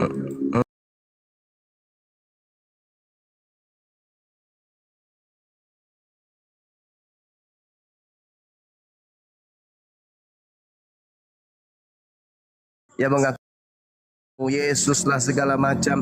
Nanti di Indonesia merdeka oleh perjuangan kalimat la ilaha illallah, hidup tenang, baru kalian merasa kami sebentar lagi akan alamak. 300 tahun bukan waktu yang singkat. 350 tahun orang-orang yang mengaku pengikut Kristus melakukan pembunuhan, penjarahan dan seterusnya. Semua kemaksiatan dilakukan di Nusantara ini oleh mereka yang mengaku pengikut Kristus. Jangan Anda mutar balikkan fakta. Sebentar lagi apa? Sebentar lagi kalau kalian mayoritas, kalian lumat kami. Itu faktanya. Untung kalian minoritas. Janganlah terlalu pongan dengan itu. Sejarah menuliskan orang-orang yang mengaku ajaran kasih, ya, mengaku anak-anak Tuhan datang ke Nusantara ini merampok, merampas, menjajah, menganiaya, memperbudak, memperkaos dan seterusnya. Itu kerjaan kalian. Kalian tenang-tenang ini karena kami mayoritas. Coba kalian ini yang mayoritas, hancurlah kami ini. Hancur sehancur-hancurnya. Jadi Lukas 21 nomor 8 itu cerita yang Yesus ditanyai. Jangan tafsir bebas. Dan murid-murid bertanya kepada Yesus. Apakah yang bertanya kepada Yesus ini orang yang hidup di zaman sekarang? Bukan. Lalu kenapa Nanti, Bang ditafsir Juma, seenak perut? akhir zaman. Ini bukan berbicara mengenai akhir zaman. Yesus berkata, saatnya sudah dekat. Alamak. Yesusnya berkata saatnya sudah dekat, bukan berbicara akhir zaman. Bukan. Iya Bang Juma, di Lukas 21 ayat 8 ini pada saat itu memang Paulus sebelum dia bertobat, dia yang menganiaya, ya, menganiaya murid-murid itu. Tapi setelah dia bertobat, dia menjadi saksi, menjadi penginjil bagi Yesus, jadi rasul. Nanti juga kelak di akhir zaman, seperti sekarang ini, yang siapa yang menuhankan Yesus akan dia. Baik. Anda mengatakan bertobat. Baik, saya kasih data Matius 12 nomor 38 sampai nomor 45. Pada waktu itu berkatalah ahli Taurat dan orang Farisi kepada Yesus, "Guru, kami ingin melihat satu tanda daripadamu." Yesus mengatakan, "Angkatan jahat ini minta satu tanda." Angkatan jahat loh, kata Yesus. Angkatan jahat, kata Yesus, bertaubat. Lalu kemudian iblis yang ada di dalam dirinya keluar. Iblisnya setelah keluar, dia mengajak 7 iblis lain masuk ke dalam orang Farisi yang bertobat tadi. Apa yang terjadi? Orang yang tadinya bertobat, keadaannya jauh lebih buruk dari keadaannya semula. Demikian juga akan berlaku atas angkatan jahat ini. Itu kata Yesus. Maka muncul pertanyaan, orang Farisi yang pernah bertobat, lalu kejahatannya menjadi-jadi, itu siapa? Siapa seangkatan Yesus? Yang orang Farisi yang ngaku bertobat, setelah bertobat ternyata dia jauh lebih jahat daripada semula. Kalau tadi dia hanya membunuh fisik, setelah dia mulai kerasukan 8 iblis dalam tubuhnya, dia bukan hanya membunuh fisik, dia juga membunuh roh dan akal manusia. Siapa dia? Kalau cuma membunuh fisik, itu kejahatannya belum maksimal. Tapi kalau sudah akal yang dia bunuh, sudah rohaninya manusia dibunuh, maka dia sama halnya mengajak manusia untuk mati kekal di dalam api neraka. Siapa pelakunya? Siapa pelaku yang mengutuk hukum Tuhan? Siapa pelaku yang mengajarkan menyembah kepada Kristus? Siapa pelaku yang menganggap bahwa Tuhan datang inkarnasi menjadi daging? Siapa pelaku yang mengatakan bahwa dosa-dosa manusia itu akibat daripada dosa Adam di Ganbi Eden? Siapa manusia satu ini? Kata Yesus, orang Farisi seangkatan dengan dia angkatan jahat, dan dia adalah oknum yang kerasukan 8 iblis di dalam dirinya. Ada enggak orang yang mengaku ada iblis di dalam tubuhku untuk menggocoh aku? Ada enggak? Ada enggak oknum pendiri agama yang mengatakan aku diutus iblis ke dalam diriku supaya iblis itu menggocoh aku? Ada enggak? Ada dong. Jadi kalau Anda mengatakan Paulus bertobat, apanya yang bertaubat? Kalau Paulus itu bertaubat, maka Paulus akan mendengarkan Matius 19, jangan kau membunuh. Tapi ternyata Paulus, hasil pembunuhan inilah yang dijual kepada orang Roma dan Yunani sampai ke Indonesia. Cuma setelah Paulus bertobat, adakah ayat yang mengatakan Paulus pernah membunuh, mencuri, berzina, bercabul? Oke, Mana datanya? Tidak ada. Oke, baik. Ketika Yesus berbicara mengenai penyesat, apakah Yesus membicarakan tentang hal yang Anda sebutkan? Melakukan pencabulan, bla bla bla bla dan seterusnya. Adakah iblis melakukan pencabulan? Tidak ada iblis melakukan pencabulan. Apakah berarti iblis itu baik? Tidak. Sekarang yang dikatakan penyesat itu adalah mengaku Kristus. Berarti apapun yang dilakukan setelah itu, si Kristus akan menutupi kejahatannya dengan melakukan sesuatu yang baik menurut pandangan manusia. Sekarang permasalahannya adalah, kalau itu bukan Paulus, lalu siapa yang dinubuatkan Yesus akan menyesatkan banyak orang? Mana orang banyak yang disesatkan oleh Kristus ini? Ada enggak? Di dalam Matius 23 nomor 15, celakalah engkau wahai orang Farisi, celakalah engkau wahai ahli kitab, celakalah engkau wahai orang munafik. Engkau menjelajahi daratan, menyeberangi lautan, mentobatkan orang menjadi pengikutmu, dan setelah dia menjadi pengikutmu, kau jadikan dia menjadi orang neraka. dan 2 kali lebih jahat daripada engkau sendiri. Pertanyaannya, siapa orang Farisi yang meninggalkan Yerusalem, menyeberangi lautan, menjelajahi daratan, mentobatkan orang menjadi pengikutnya? Dan ternyata pengikutnya menjadi orang neraka, dan pengikutnya menjadi 2 kali lebih jahat daripada dia sendiri. Itu siapa? Ku jawab. Silakan. Bang Juma kan mengatakan, selalu teman-teman apologet Islam mengatakan bahwasanya itu adalah Paulus menyesatkan. Lalu Sementara siapa? di dalam Alkitab itu, dari buahnya lah engkau mengetahui bahwa Bagus. Nabi itu adalah penyesat. Lihat, di dalam, dengar ya, di dalam 1 Korintus 13 ayat 13, demikianlah tinggal ketika hal itu, yaitu iman, pengharapan, dan kasih, tetapi yang paling besar di antaranya ialah kasih. 1 Korintus 9 ayat 7, namun aku melatih tubuhku dan menguasainya supaya sesudah memberitakan Injil kepada orang lain, jangan aku sendiri ditolak. Kami umat Kristen, kami tidak ada satupun melihat kejahatan Paulus setelah dia bertobat. Dari buahnya, kelakuannya selalu dia melakukan, menguduskan dirinya. Dia tidak pernah berzina, dia tidak pernah bercabul, dia tidak pernah membunuh selama dia penginjilan. Dia menjauhkan semua kekotoran-kekotoran itu supaya penginjilannya tidak dicakapkan orang. Ada ayatnya. Ini 1 Korintus 9 ayat 27. Namun aku melatih tubuhku dan menguasainya supaya sesudah memberitakan Injil kepada orang lain, jangan aku sendiri ditolak. Gak ada pernah Paulus itu bercabul, berzina, membunuh, merampok, Boleh saya memenggal minta, kepala orang. Gak pernah saya boleh setelah minta, bertobat. saya boleh minta sejarah lengkap hidup Paulus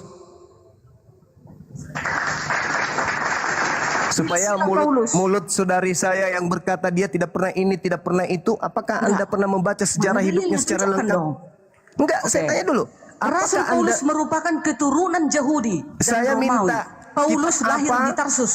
kitab apa Dengar, yang Bang menceritakan sejarah hidup lengkapnya Paulus dari nol sampai dia meninggal dunia? Silsilah Paulus, Kisah Para Rasul 22 ayat 1. Nama bapaknya Rasul siapa? Paulus merupakan keturunan Yahudi dan Nama Romawi. bapaknya siapa, Bang? Paulus Bu. lahir di Tarsus. Iya, nama Kilikia. bapaknya siapa? Sekarang di Turki. Dari keluarga Yahudi. Ia mengaku Nama berasal dari bapaknya suku siapa? Benjamin. Tunggu dulu, Bang. Sementara itu Paulus juga memiliki keluarga negaraan Romawi. Iya, saya Paulus tanya dilahirkan sejarah hidupnya. dengan nama Saulusus. Ia dilahirkan di Sejarah kota hidupnya, Tarsus. secara hidup, Dengar dulu, Bang sejarah Juma. hidup Di Kilikia, lengkapnya. sekitar tahun 1 sampai 5 setelah Masehi di Provinsi Tenggara Tarsus, Turki. Paulus dididik dengan di bawah pimpinan Gamaliel. Sejarah lengkap hidup dia secara pribadi ada enggak? Itu Kitab yang apa? saya dapat.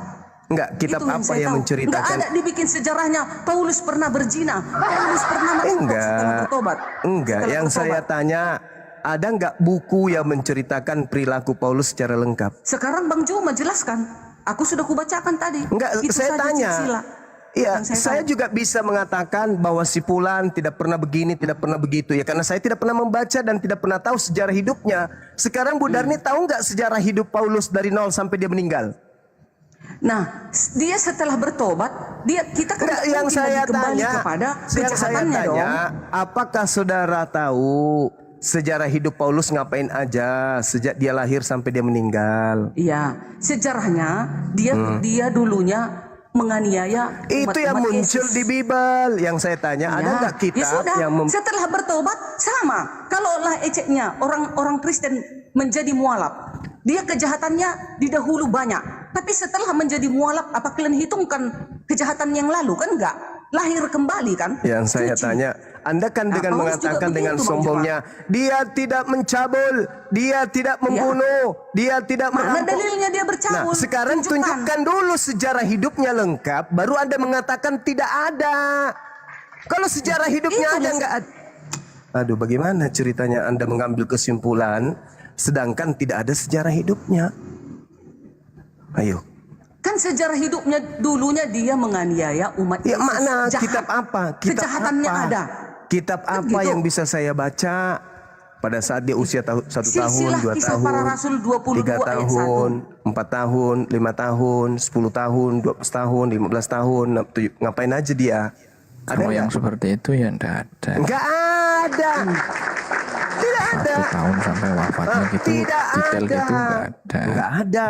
Terus apa alasan Anda mengatakan dia adalah orang suci? Ya, dia sudah bertobat dari kejahatannya. Kita kan menilai dari pertobatan. Gimana sih, Bang Juma ini? Sekarang apakah Anda mau membantah ucapan Yesus, barang siapa yang meniadakan hukum Taurat lalu mengajarkan kepada orang lain, maka dia akan menempati tempat terendah, terhina dalam kerajaan langit. Yes. Siapa pelakunya? Paulus, Galatia Paulus. 3 ayat 24, Paulus Paulus berkata, itu. hukum Taurat penuntun bagi kamu sampai Yesus datang. Nah, Mana ada sementara dibatalkan? Yesus mengatakan Taurat itu sampai langit dan bumi ini lenyap. Mana yang betul? Memang Paulus juga mengatakan, hukum Taurat itu penuntun bagi kamu sampai Yesus datang. Galatia 3 ayat 24. Itu kan kata Paulus. Nah, Yang di Yesus Efesus sudah itu datang belum? dibatalkan dan dipersatukan di dalam Yesus. Yesus sudah datang belum? Sudah datang Yesus. Kenapa Hukum tidak Taurat kiamat? itu dipersatukan. Kenapa tidak dipersatukan di kiamat dalam kalau dia Yesus. sudah datang? Hah? Kenapa tidak kiamat kalau dia sudah datang? Dia datang. Loh, berarti sudah Setelah kiamat. kelahirannya itu dia datang. Belum akhir zaman itu Bang Loh, Juma. Yesus Itu kesalahan Bang Juma mengatakan lalu. kalau aku yang datang itu akhir kehidupan. Belum, dia kedatangannya ke bumi ini untuk ada misinya. Misi penyelamatan. Kedatangan kedua kali belum datang Bang Juma. Lah, Dia belum berarti datang akhir kedatangan zaman. yang keberapa yang datang Belum. kepada Paulus itu kedatangan yang keberapa? Belum akhir zaman itu, makanya Bang Juma salah. Astagfirullahalazim. Belum akhir zaman itu. Waktu kedatangan Paulus kedatangan Yesus kepada Ya, Paulus silakan yang belum lain. akhir Ampun zaman. saya kalau orang tak Makanya berakal Bang begini. Juma salah. Silakan. Kedatangan Yesus Budarni, kepada Budarni. Paulus belum akhir zaman. Nanti belum datang Yesus, akhir zaman belum datang. Di situ baru makanya orang Kristen menunggu kedatangannya yang kedua kali. Belum akhir zaman kedatangannya kepada Paulus. Hanya Yesus memilih. Korintus 1 Budarni. Korintus 9 ayat 15. Artinya menurut, oke sebentar guru kami lagi istirahat. Artinya menurut Budarni di situ Yesus turun berkali-kali. Pertama dia datang Iya. sewaktu kelahirannya di dalam Matius 1 Pertama ayat dia datang, 18. terlahir, hidup Terlahir. 33 tahun. Iya. Ya, dia Gitu. terlahir datang hidup 33 tahun di muka bumi ini. Nah, Yes. Yesus menubuatkan kedatangan dia kedua kalinya. Betul? Yes. Belum datang. Syukur. Belum. Nah, belum datang. Kalau Belum. dia belum datang kedua kalinya, berarti yang datang yang mengaku bertemu Yesus itu adalah bohong. Yang datang itu secara pribadi Yesus memilih Paulus. Nah, kalian yang salah. Lah, berarti sudah Aduh. datang kedua kalinya. Belum, itu belum akhir zaman. Itu memilih. Yesus memilih secara pribadi. Dia memilih Paulus rasulnya Kedatangan untuk Yesus menuntun kedua Paulus kalinya. agar penginjilan Darni ke ini berbagai paham nggak sih bangsa. poinnya? Itu dia. Bu Darni, Oh, Yesus mengajarkan sebelum dia terangkat ke langit. Ajaran firman dari Tuhan sudah disampaikan semua oleh Yesus. Sudah diterima oleh murid-murid Yesus. Dan murid Yesus otomatis mestinya mengamalkan, mengajarkan apa yang diajarkan oleh Yesus. Firman Tuhan sudah selesai, sudah tuntas, sudah disampaikan semua oleh Yesus. Berdasarkan pernyataan Yesus di Yohanes 17 nomor 8. Setelah itu, Yesus mewanti-wanti tentang Mesias palsu. Mewanti-wanti. Karena apa? Karena nanti akan datang Mesias palsu memakai nama Yesus. Yesus nanti datang kedua kalinya disertai dengan tanda kilat memancar dari timur ke barat dan seterusnya. Itu kedatangan Yesus kedua kali. Kalau ada yang mengaku bertemu Yesus selain tanda itu, pesan Yesus jangan percaya. Maka pertanyaannya, di sela-sela di momen sebelum datangnya Yesus sesuai dengan tanda yang dia jelaskan di Matius 24 tadi, ada nggak yang mengaku bertemu dengan Yesus? Mengaku sebagai Yesus? ya. Iya. Sewaktu Yesus mendatangi Paulus, belum akhir zaman, Bang Alif. Nah, Itu artinya secara di situ, pribadi Yesus memilih. Sama seperti Bu Yuni. Bu Yuni pernah didatangi Yesus. Bu Yuni. Iya, itu belum akhir zaman. Kenapa Bu Yuni dijadikan dalil? Bu Darni. Bu Yuni pernah bersaksi didatangi Yesus. Alamak. Bu Yuni pernah bersaksi Nggak didatangi beres Yesus. ini. Bahunya dipegang Yesus. Aduh. Bisa, Yesus kapan saja bisa datang. Tapi Bu akhir Darni, zaman Bu belum. Darni. Kedatangan kedua kali Yesus Oke. belum terjadi. Ketika Bu Darni, ketika Kedatangan ketika- definisinya beda, Pak. ketika Menampakkan ketika dan Bu Yuni kedatangan mengaku Bang, bertemu diam dengan dulu, Yesus, gantian dulu sebentar Bang, pencari ilmu, diam dulu Bang.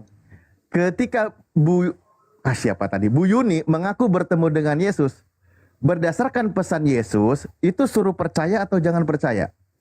Percaya dong, itu kan secara pribadi. Malahan saya rindu didatangi Yesus. Pesan Yesus jangan percaya. Ini kalau akhir zaman, Bang Alip. Akhir zaman. Ini belum akhir zaman. Astagfirullahaladzim. Lukas Gimana sih kalian 21 ini? nomor 8.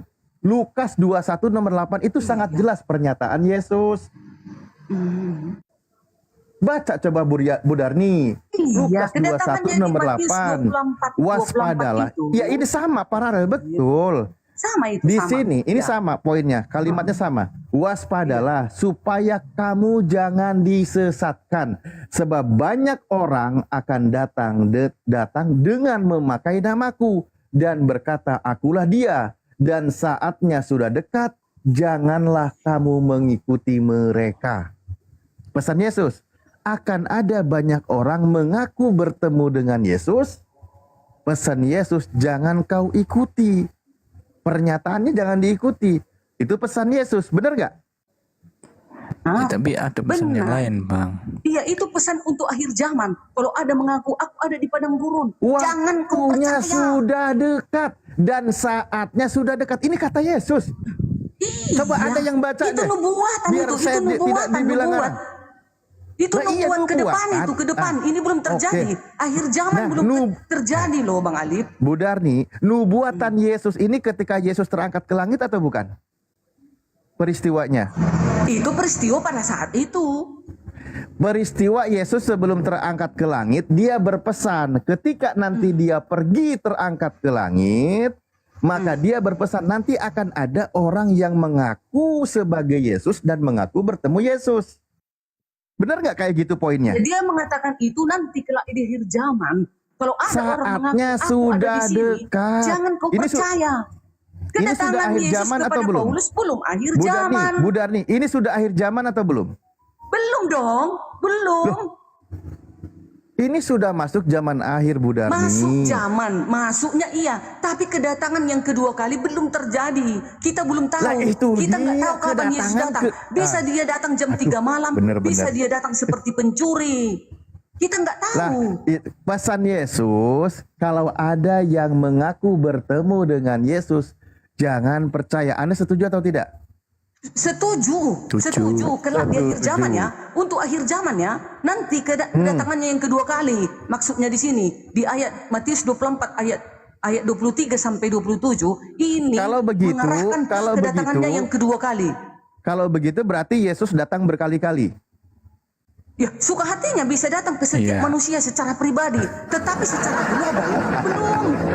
Ya kalau Akhir sudah zaman main suka itu hatinya ya semua repot. mata memandang Padahal seluruh Yesus bangsa. itu akan Seluruh pergi. bangsa. Ini kan enggak Setelah loh. Yesus Kalian ini, pergi, itu yang kesalahan akan kalian datang satu itu salah. bukan Yesus. Itu pengakuan Yesus. Oke, Ustaz Alif, izin, Ibu Darni mungkin bisa gantian ya, Bu Darni ya, sabar ya, Ibu Darni. Ya, ini buat, Silakan. Ya, buat minum kopi dulu, menguatkan campur pernyataan mas. Bu Darni. Ya, silakan Bang Admin sama pencari ilmu mungkin. Ya, bisa. gini. Jadi ada juga perkataan Yesus yang lain di Yohanes 14:21.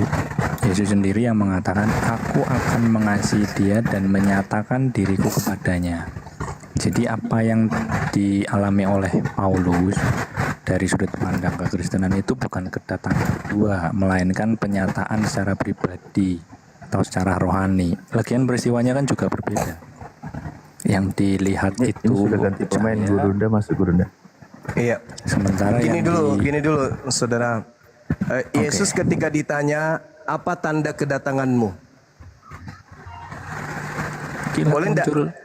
Boleh ndak, saudara, menjawab saya, tanda kedatangan Yesus itu apa saja? Menurut Matius 24.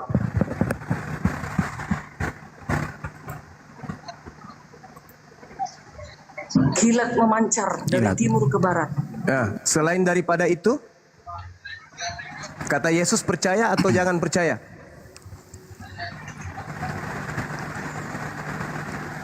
Ini Ya, jangan jangan percaya. percaya. Ya, jangan percaya. Udah selesai. Jadi kalau ada yang Kan Paulus mengaku akhir zaman atau enggak? Kedatangan Loh, kedua kan enggak? Bang Juma? tanda Yesus itu tidak ada akhir zaman ataupun bukan akhir zaman. Intinya kalau Yesus datang hari ini, maka yang menjadi akhir zaman hari ini, betul? Baca dulu nih. Demikian pula lah kelak kedatangan anak manusia. Iya, Kelak, saya tahu. Kelak nanti kedatangan yang kedua kali. Iya, saya tahu. Kalau Yesus datang hari ini, maka hari ini kiamat. Kalau hari ini datang dia kiamat dong. Oke, kalau yang Tapi untuk datang, dunia ya, oke, tapi semua oke, melihat, semua oke, melihat. Oke, kalau dia datang 2000 tahun yang lalu, kapan kiamat?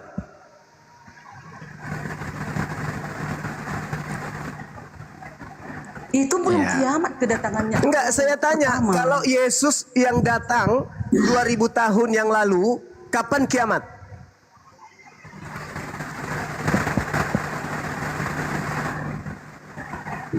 Ya belum kan, Loh, tanda-tandanya belum. enggak, maksud saya kalau Yesus dia datang dengan tanda itu 2000 tahun yang lalu, kejadian kiamatnya itu kapan? Ya waktu itu toh Nah, sekarang tanda itu ada nggak datang 2000 tahun yang lalu? belum ada. Ah, berarti yang datang siapa?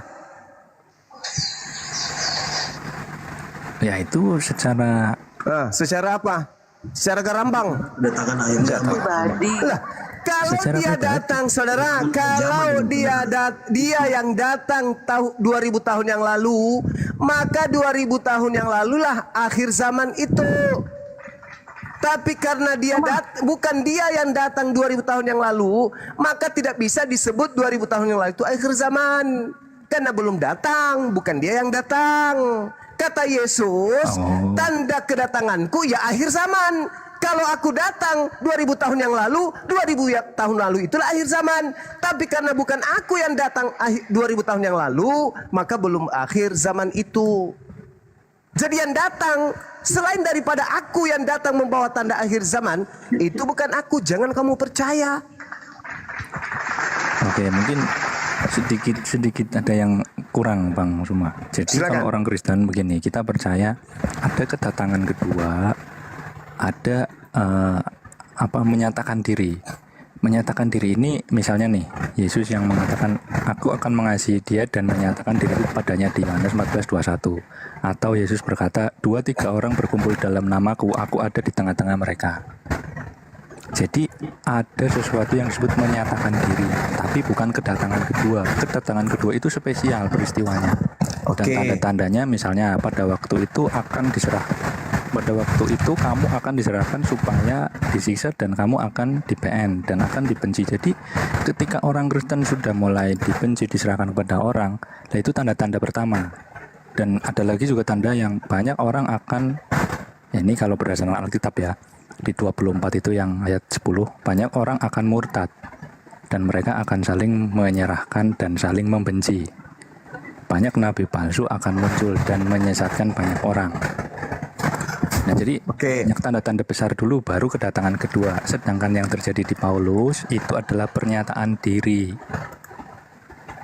Oke, bukan kedatangan kedua, begitu Bang. Oke.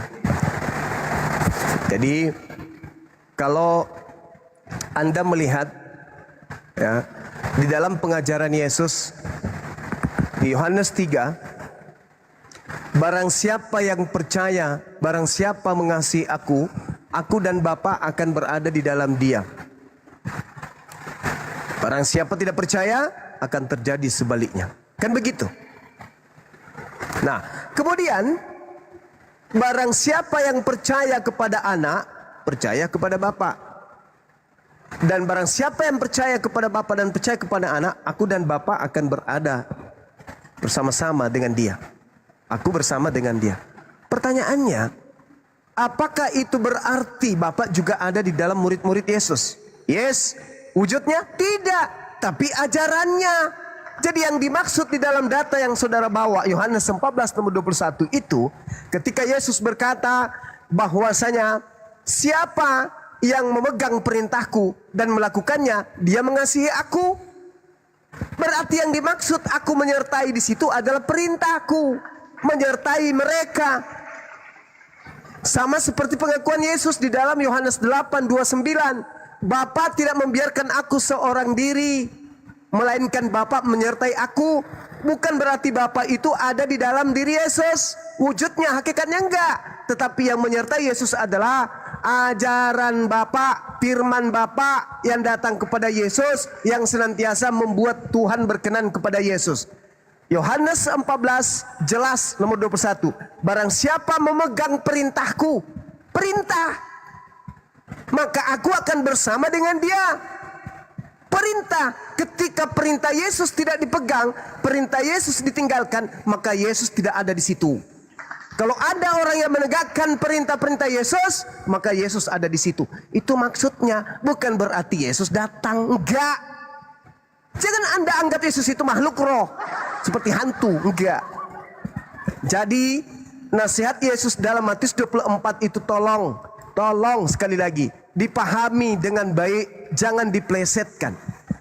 Andai saja kata Yesus, ada orang berkata ada Yesus di sini, ada Yesus di sana, tanpa ada tanda-tanda, kata Yesus, jangan kamu percaya. Apa akibatnya kalau percaya? Ya ini jadi Kristen. Manusia jadi Tuhan, Tuhan jadi manusia, manusia mati terkutuk, Tuhan kemudian mati secara terkutuk, Tuhan kemudian menjadi tumbal. Segala macam tete bengek yang muncul setelah kalian percaya kepada Kristus yang datang kepada Paulus tersebut. Paulus membimbing kalian menjadi seperti ini. Apakah orang Yahudi percaya kepada Paulus? Tidak. Kenapa Kristen dan Yahudi berbeda? Ya karena Kristen ini dibimbing oleh penyesat itu. Apa buktinya? Kan Yesus mengatakan jangan kamu percaya. Orang Kristen percaya. Orang Yahudi percaya enggak? Enggak. Kalian yang percaya, silakan jadilah kalian Kristen. Orang Yahudi percaya enggak? Enggak. Makanya mereka enggak jadi Kristen. Kami pun enggak percaya ketika ada sosok mengaku akulah Yesus yang kau niaya. Kami umat Islam tidak percaya. Kenapa? Karena Yesus pun di dalam kitab saudara mengatakan bahwasanya jangan percaya kalau ada yang mengaku bertemu dengan aku. Sebab kalau aku yang datang, tanda-tanda akan menyertai.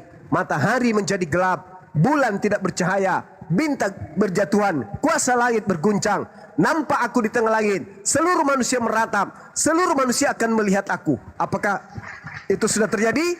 Belum terjadi. Kalau begitu, yang mengaku bertemu Yesus jangan kau percaya.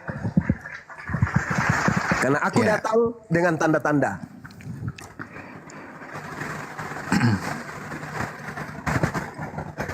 Nyambung Bang semua. Ini ya, ini saya tegaskan lagi. Jadi memang di kekristenan kita ini diajarkan ya bahwa tentang kedatangan Yesus mengajarkan bahwa ada dua, yaitu penyataan pribadi, kedatangan secara pribadi atau rohani. Itu kejadiannya dari dulu sampai sekarang lewat doa, lewat ibadah, dan lewat Roh Kudus. Yang kedua adalah kedatangan kedua itu di masa depan dan secara fisik global atau apa ya istilahnya final lah. Nah untuk memperkuat itu tuh ya ada beberapa pernyataan Yesus juga. Misalnya nih pengajaran Yesus tentang penyataan dirinya yang terjadi setiap saat, setiap waktu. Misalnya di Matius 18:20. Sebab yang tadi saya baca, di mana 2 atau 3 orang berkumpul dalam namaku, di situ aku ada di tengah-tengah mereka. Ini pernyataan diri Yesus sendiri secara rohani. Kalau orang Kristen sekarang ya bimbingan Roh Kudus. Atau di Yohanes 14:21, aku akan mengasihi dia dan menyatakan diriku kepadanya. Ini bukan kenampakan fisik seperti yang ada di Matius, tapi kehadiran secara rohani melalui Roh Kudus. Yesus hadir saat misalnya orang Kristen berdoa, bersekutu atau menyembah, dan terjadinya berulang-ulang secara pribadi, termasuk apa yang dialami oleh Paulus ini. Disebut penyataan diri secara pribadi. Sedangkan yang Bang Suma maksud di Matius 24:30 itu kedatangan kedua. Dan teksnya juga jelas kok. Mereka berarti semua orang. Bukan pernyataan secara pribadi. Semua orang, ini sifatnya global. Akan melihat. Semua orang melihat anak manusia. Jadi ada wujudnya. Anak manusia datang di atas awan-awan, dari awan-awan di langit dengan segala kuasa dan kemuliaannya. Dan ini berbeda dengan yang tadi, kenampakan secara pribadi atau rohani. Kalau yang di Matius terjadinya satu kali, yaitu di akhir zaman. Sifatnya universal, karena semua orang melihat. Dan ini ya, dari apa yang tadi saya sampaikan, mestinya sudah bisa membedakan. Ada dua yang diajarkan Yesus tentang kedatangannya. Kedatangannya secara pribadi, rohani, dan kedatangan yang kedua secara fisik, yaitu di akhir zaman. Begitu Bang Suma. Oke. Jadi kami umat Islam, atau janganlah umat Islam, saudara, ketika Anda mengingat kedua orang tua Anda menghadirkan mereka. Ketika Anda mengingat seseorang, Anda menghadirkan orang tersebut.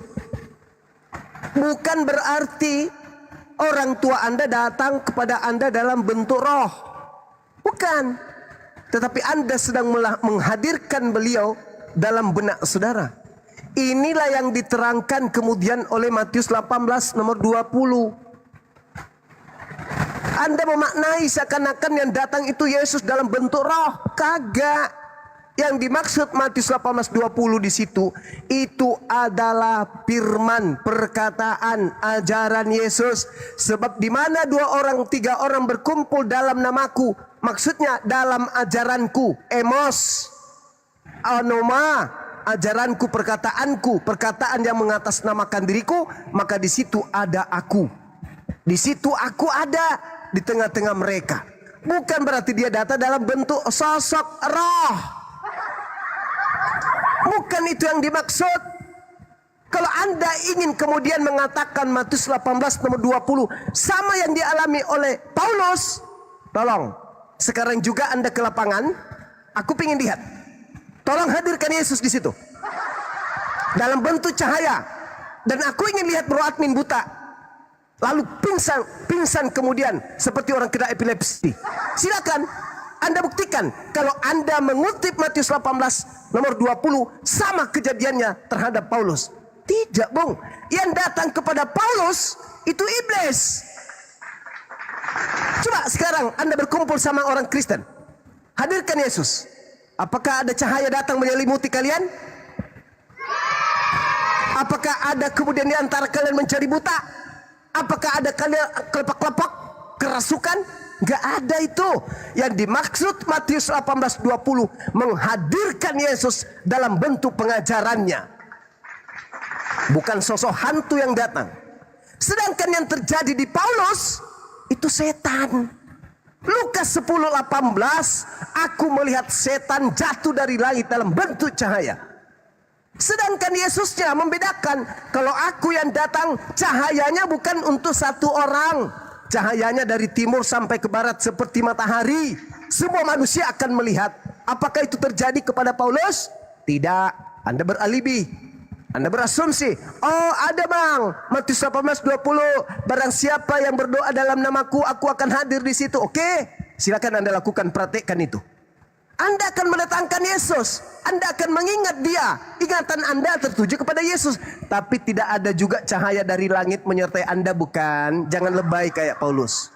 Enggak ada juga Anda buta kan 3 hari. Enggak ada juga kemudian kayak orang kerasukan setan, Anda langsung kelepek-kelepek jatuh ke tanah kan? Enggak kan? Enggak sampai segitu kan? Enggak kan? Berarti yang dimaksud Matius 18:20 berbeda dengan kejadian yang terjadi terhadap Paulus. Yang terjadi terhadap Paulus itu, itulah yang dikatakan oleh Yesus. Apabila ada orang berkata, bertemu dengan aku, jangan kamu percaya.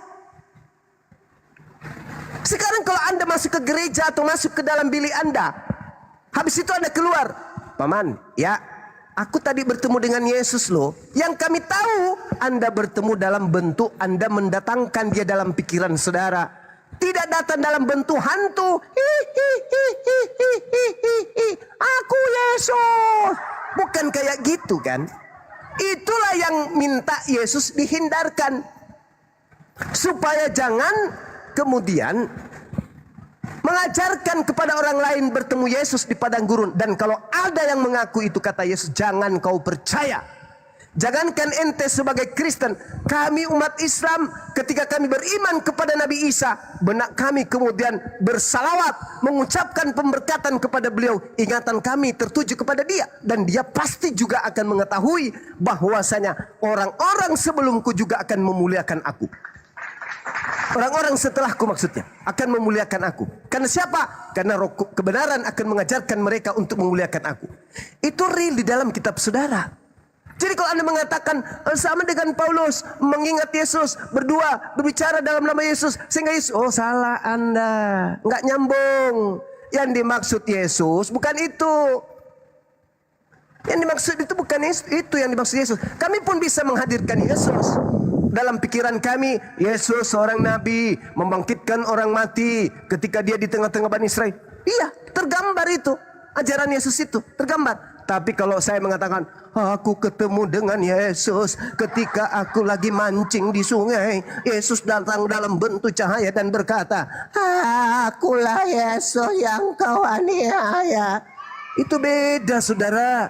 Itulah yang harus dihindarkan. Kenapa Anda nggak percaya kepada Yesus ketika Yesus menasihati? Jadi apabila ada orang berkata ada Yesus di sini, ada Yesus di sana, jangan kamu percaya.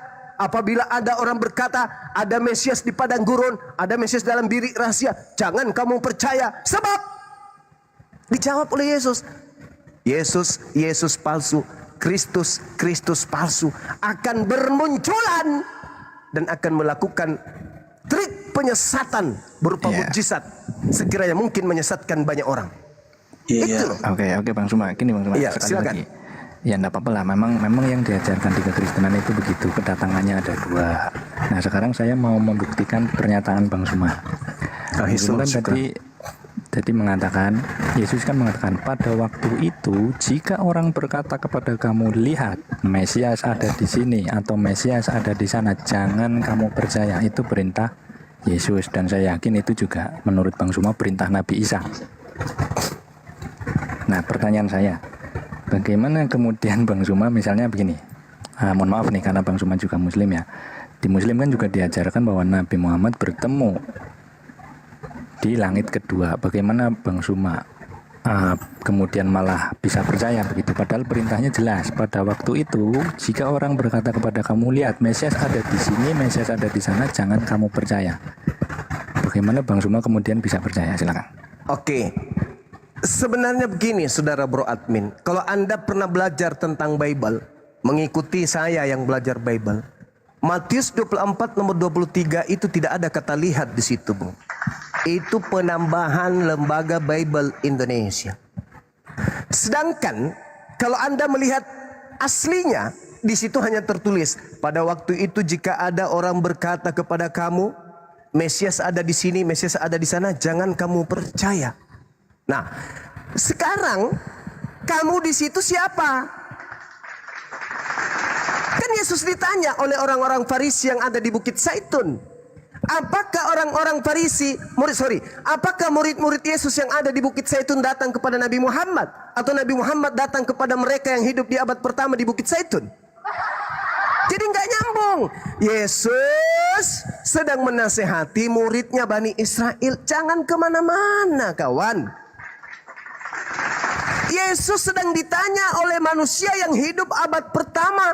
Bagaimana mungkin Nabi Muhammad datang ke sono, bertanya, mengatakan kepada orang yang ada di Bukit Zaitun itu, murid Yesus, iya paman, aku bertemu dengan gurumu di langit kedua loh. Oh ya? Tidak masuk. Bukan itu yang dimaksud Yesus. Yesus ditanya sama orang Farisi, sama murid-muridnya di Bukit Zaitun, guru apa tanda kedatanganmu? Nah, mendengarkan itu Yesus langsung bilang apa? Waspada. Tuh, langsung diminta murid pertama, angkatan pertama, di abad pertama, di tahun 30 sampai 33. Langsung di blokade oleh Yesus. Waspada. Kalian harus waspada. Kepada penyesat yang datang kepadamu. Penyesat yang datang kepadamu. Nabiku Nabi Muhammad tidak pernah datang kepada orang-orang yang ada di Bukit Zaitun. Terlalu jauh. Anda harus bertanya, siapa oknum di luar murid Yesus yang datang kepada mereka mengaku bertemu dengan guru mereka? Paulus. Kenapa nggak nyambung? Di situ sudah sangat jelas.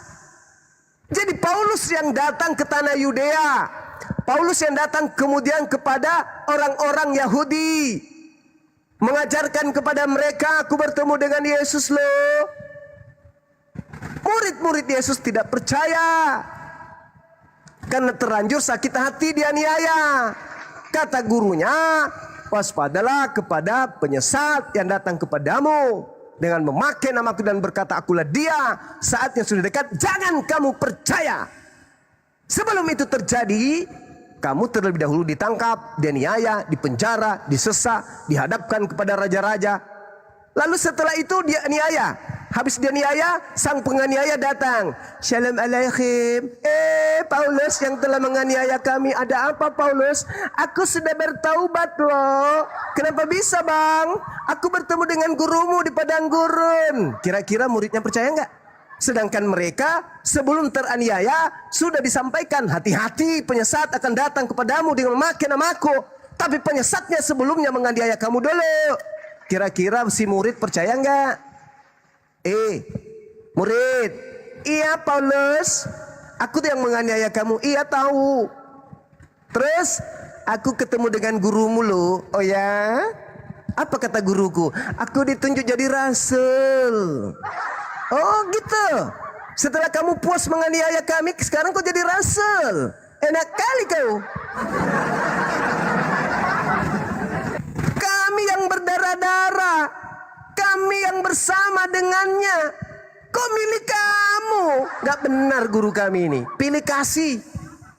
Kamu yang menganiaya kami. Yes. Kamu yang memenjarakan kami. Iya. Kamu punya niatan membunuh kami. Iya. Kenapa harus milik kamu? Kenapa bukan aku aja muridnya?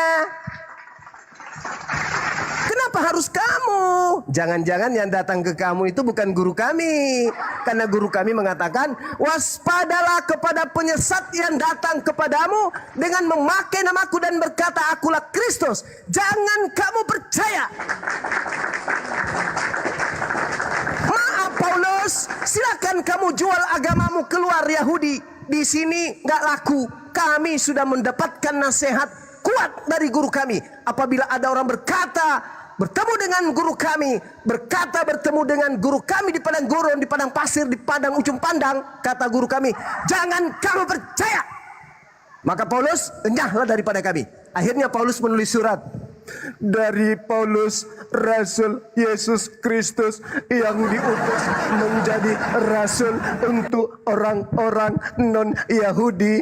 Aku diutus untuk orang-orang yang tidak bersunat. Kenapa aku menulis surat begini? Karena orang-orang Yahudi dan orang-orang bersunat tidak percaya aku. Kenapa tidak percaya aku? Karena mereka mendapatkan amanah dari gurunya. Jangan percaya kepada Paulus.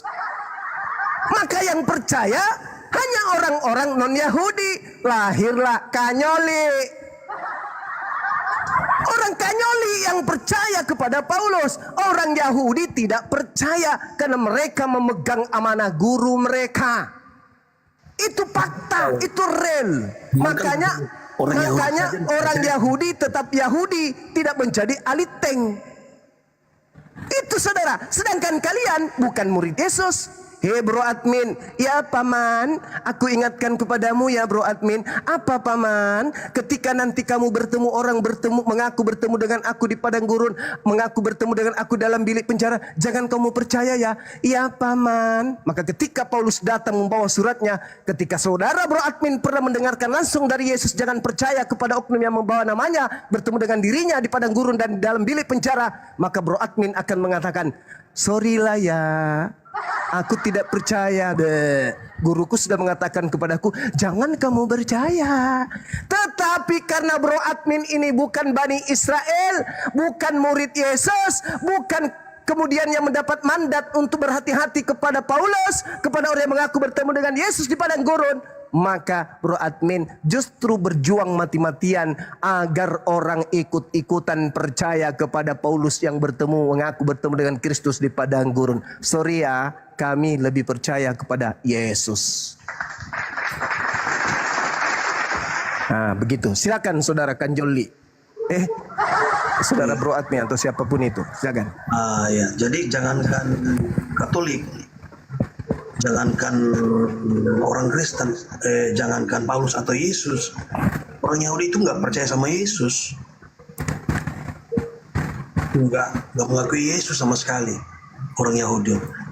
Jadi kalau penilaian saya, coba kita lihat dari buahnya aja. Kalau memang dia penyesat, Paulusnya ini, ya kita lihat aja dari buahnya.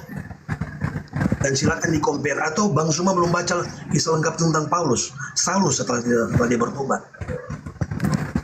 Apa buahnya pengajar palsu kata Yesus, Bang? Saya enggak baca aja apa, silakan di-compare apa dari segi humanis, dari segi sosial. Ya, bagaimana mungkin orang mau percaya kalau tidak kemudian dia menempelkan kejahatannya dengan kebaikan? Orang bisa terperdaya dengan kebaikan-kebaikan yang dia lakukan demi untuk melancarkan aksi. Apa gunanya kalian melakukan 1000 kebaikan kalau yang Anda sembah itu bukan Tuhan? Apa gunanya? Ingat saudara, ingat.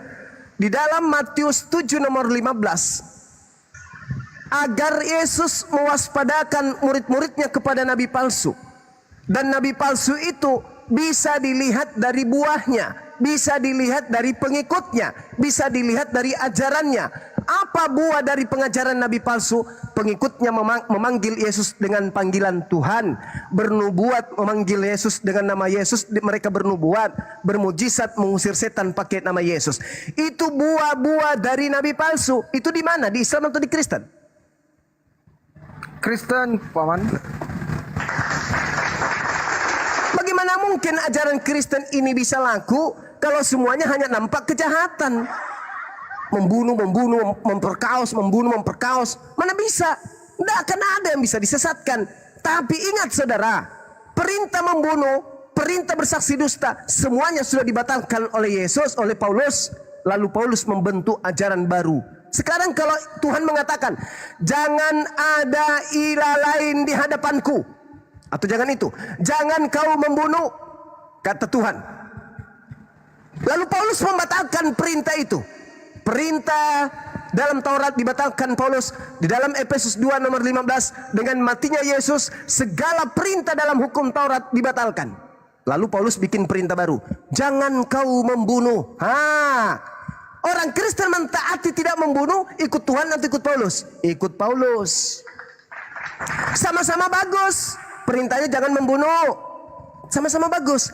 Tapi Kristen tidak membunuh bukan karena taat kepada Tuhan, tapi taat kepada Paulus. Tuhan Bani Israel mengatakan jangan membunuh. Batal. Batal. Tidak ada lagi kau perintahmu. Sudah, stop. Dengan matinya Yesus di atas salib, perintahmu batal.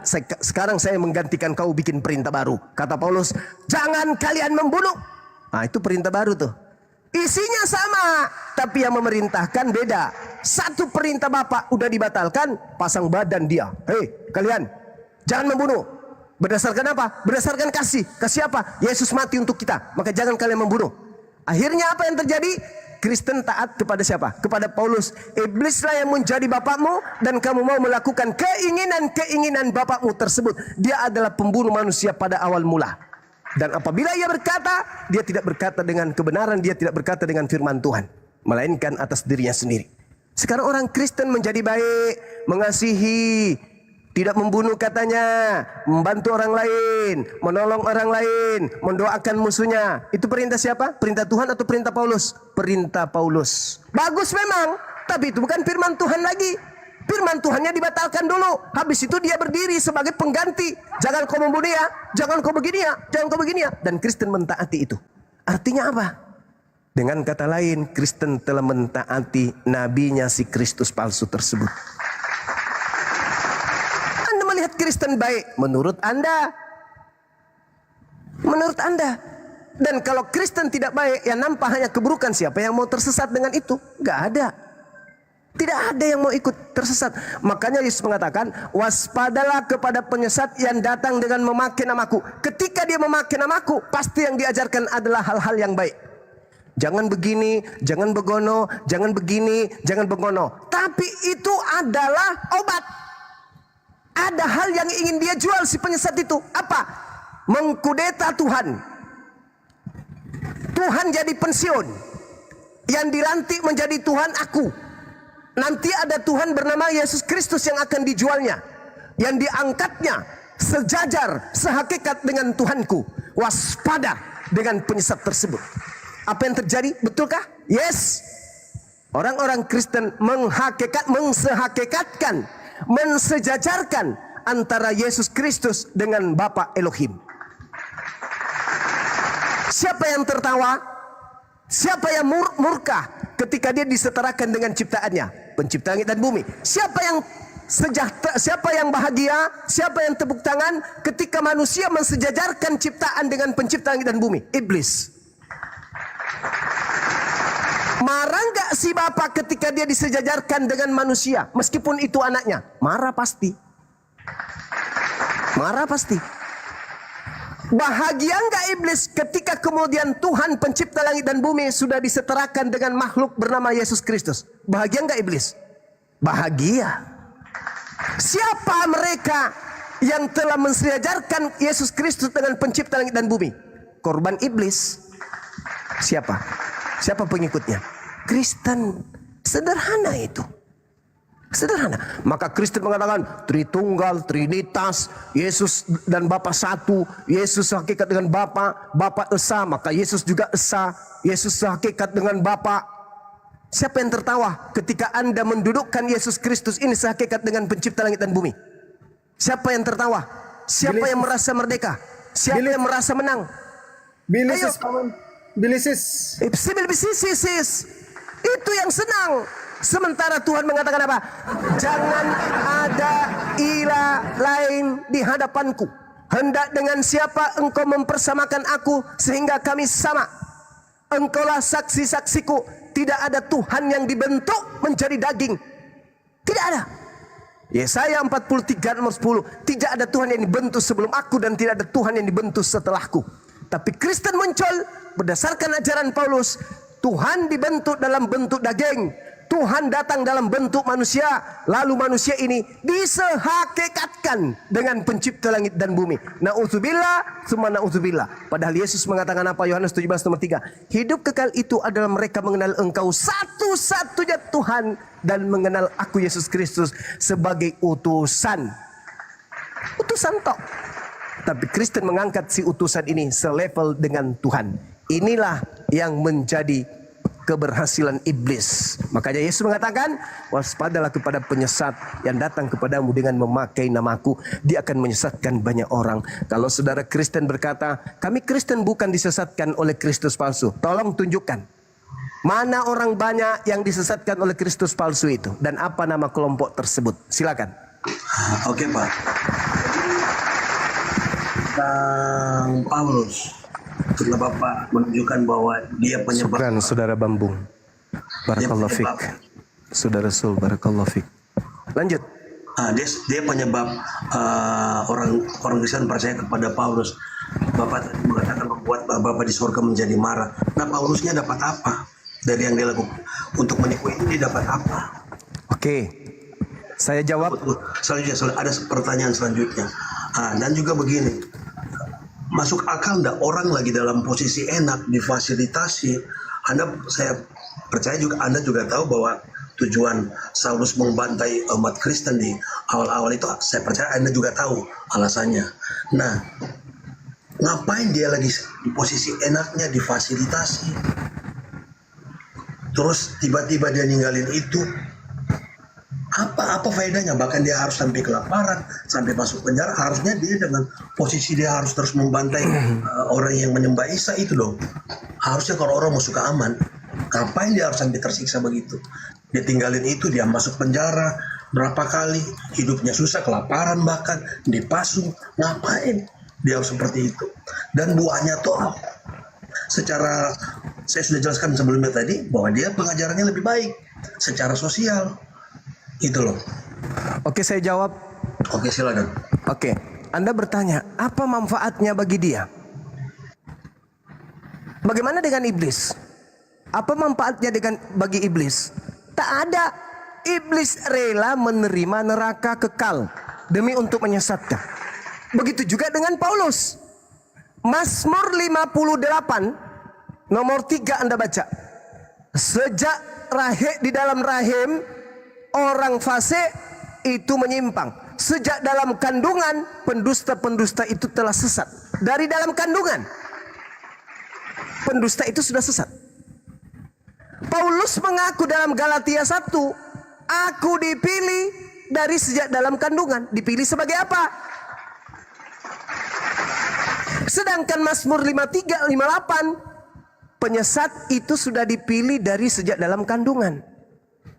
Nah, sekarang pertanyaan saya, Paulus ini dipilih dari sejak dalam kandungan katanya dalam Galatia 1 nomor 15. Dipilih sebagai apa? Kalau dia dipilih sebagai orang benar, maka tidak mungkin dia melakukan aksi-aksi pembunuhan, penangkapan, pengutukan dan seterusnya. Pasti dia akan tampil sebagai wakil Yesus, orang yang hidup mati bersama dengan Yesus dari pembantaian orang-orang Yahudi dan Romawi. Faktanya? Enggak. Jadi Paulus ini yang benar yang mana? Baca Kejadian 49 nomor 27. Kejadian 49, Yakub meramalkan seluruh anak-anaknya. Bagaimana Yakub menceritakan Nat, bagaimana Yakub menceritakan Yehuda, bagaimana Yakub menceritakan Yusuf, bagaimana Yakub membicarakan tentang Benyamin. Apa kata Yakub ketika sampai kepada anaknya Benyamin? Benyamin, sini duduk kamu nak. Bapak mau mengingatkan kamu dan menasihati kamu dan menceritakan kepadamu seperti apa laku keturunanmu kelak. Apa kata Yakub?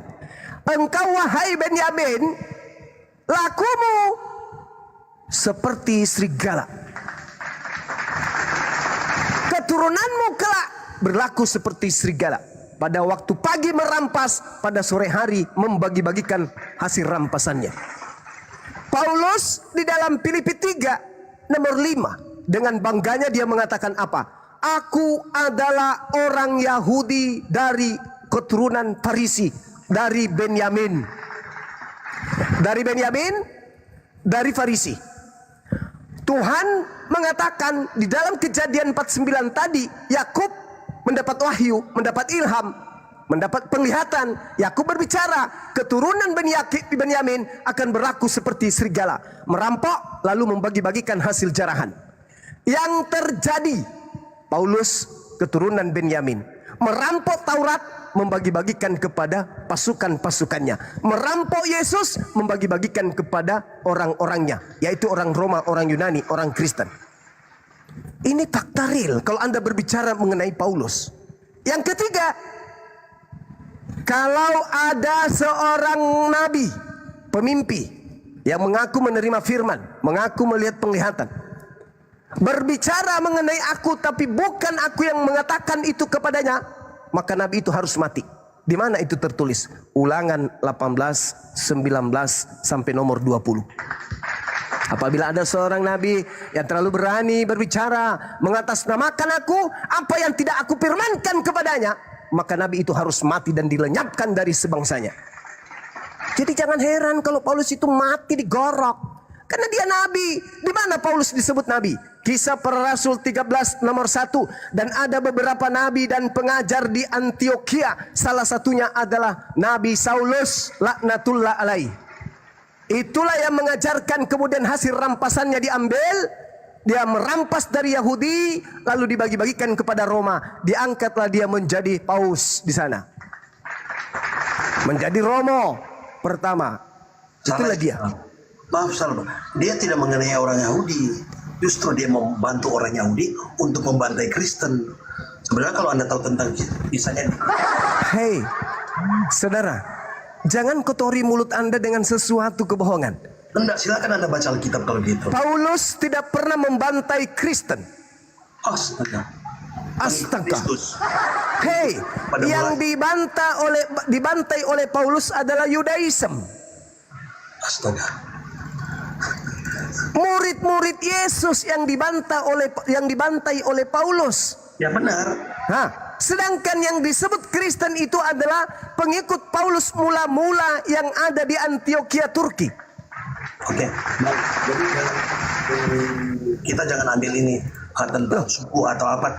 Coba kita ikut story-nya, penjelasan tentang story-nya. Oke, yang disebut Kristen pertama kali, apakah yang tinggal di Yerusalem, di tanah Yudea, di Galilea, murid Yesus, atau yang ada di Turki, Antioquia? Yang mana? Kisah Para Rasul 1. Kisah Para Rasul 11 nomor 26. Setahun lamanya mereka tinggal di Antioquia, Turki bersama-sama dengan Paulus. Di sanalah pertama kali murid-murid disebut Kristen. Mana? Di mana murid Yesus disebut Kristen? Di mana? Tapi Anda bilang di situ belum ada Paulus. Paulus ketika di Antioquia, ketika kemudian Yesus memiliki murid, di situ tidak ada Paulus. Paulus ini bukan murid yang dipilih. Yohanes 6 nomor 70. Bukankah aku yang memilih engkau yang 12? Paulus tidak pernah dipilih. Sedangkan ketika Anda berkata Paulus menganiaya Kristen, itu kebohongan. Itu kebohongan. Yang dianiaya oleh Paulus adalah Yudaism, pengikut Yesus yang ibadah di sinagoge, di Miqdas, Baitullah mereka beribadah. Mereka kurban hewan, mereka bersunat, mereka menyembah kepada satu Tuhan, tauhid. Mereka mengkitabkan kitab Tanakh, mereka tidak merasulkan Paulus. Itu murid Yesus. Sedangkan yang disebut Kristen berbeda. Anda baca Kisah Para Rasul 24 nomor 5. Paulus ini adalah penyakit sampar yang telah menyesatkan orang-orang Yahudi di dunia beradab. Dan dia adalah tokoh dari agama Kristen. Nah, awalnya pengikut Paulus yang pertama kali disebut Kristen di Antioquia, Turki. Dialah yang disebut Kristen pertama kali. Ingat saudara, Paulus mengaku di dalam Galatia 2 suratnya nomor 8. Apa kata Paulus? Aku diutus kepada orang-orang yang tidak bersunat. Berarti bukan di Yahudi.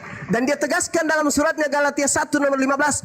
Aku diutus menjadi rasul bagi non-Yahudi. Jadi yang disebut Kristen itu adalah non-Yahudi, bukan Yahudi. Beda antara Yahudi dengan Kristen. Beda antara Yahudi dengan Nasrani. Beda. Pahami itu dengan baik. Jadi yang disebut Kristen murni 100% pengikut Paulus setelah Paulus bertemu dengan sosok Kristus yang terkutuk di atas salib. Jangan Anda samakan antara pengikut Yesus dengan pengikut Paulus. Pengikut Paulus adalah Kristen, sedangkan pengikut Yesus adalah Yudaism. Beda itu, Bang. Tapi masalahnya Pak, Yudaism itu tidak percaya Yesus. Yes, tidak percaya kalau Yesus itu adalah Mesias. Iya, benar. Sedangkan murid yang dari awal itu percaya bahwa Yesus itu adalah Mesias. Makanya karena Saulus ini dari golongan orang-orang Yudaisme, yaitu orang-orang Farisi, pakar-pakar agama di dalam golongan mereka, maka Saulus ini disuruh untuk membantai mereka. Itu loh story-nya. Kalau saya bohong, Bapak baca aja story-nya di Alkitab loh. Ini saya berasumsi lewat Alkitab. Orang Yahudi tidak percaya Yesus itu adalah Kristus. Betul. Oke. Orang Kristen percaya Yesus itu Tuhan. Benar. Untuk ya begitu pun dengan murid-muridnya di awal. Itu alasannya sampai harus bertindak. Story-nya memang begitu, Pak. Apakah sama antara Tuhan dengan Kristus? Ya, Kristus itu Tuhan dong. Ini Kristus itu bahasa Yunani Kristos, sedangkan bahasa Ibrani adalah Mesias. Mesias itu bukan Tuhan. Mesias itu manusia yang diurapi Tuhan. Itu Mesias. Makanya untuk itu sampai Paulus bertemu. Iya, berarti orang Yahudi menunggu manusia, bukan menunggu Tuhan. Iya, saya prosesnya, story-nya. Sekarang begini, orang Kristen dapat konsep bahwa Mesias itu adalah Tuhan itu konsep dari mana?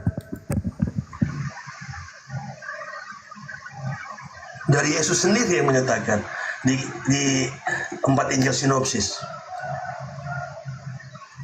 Saya ulang, di mana Yesus mengatakan kalau dirinya itu adalah Mesias itu adalah Tuhan. Akulah Mesias. Ya, Mesias, akulah manusia yang diurapi Tuhan. Nggak ada masalah. Yang saya tanya, dari mana Kristen mendapatkan ilmu Mesias itu adalah Tuhan?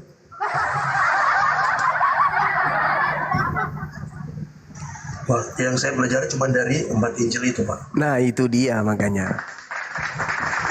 Makanya Yesus berkata, waspadalah kepada penyesat yang datang kepadamu. Ini akibatnya. Anda berbicara. Saya membenarkan pernyataan itu. Cuma saat ini saya berbicara tentang story-nya Saulus. Ya, story Saulus kan sudah jelas tadi. Sekarang kalau Anda saya tanya nih. Kisahnya salah. Menurut Alkitab kisahnya salah. Nah seperti itu. Dia justru membantai orang-orang yang percaya bahwa Yesus mengikuti Yesus. Pengikut Yesus yang dibantai oleh Paulus.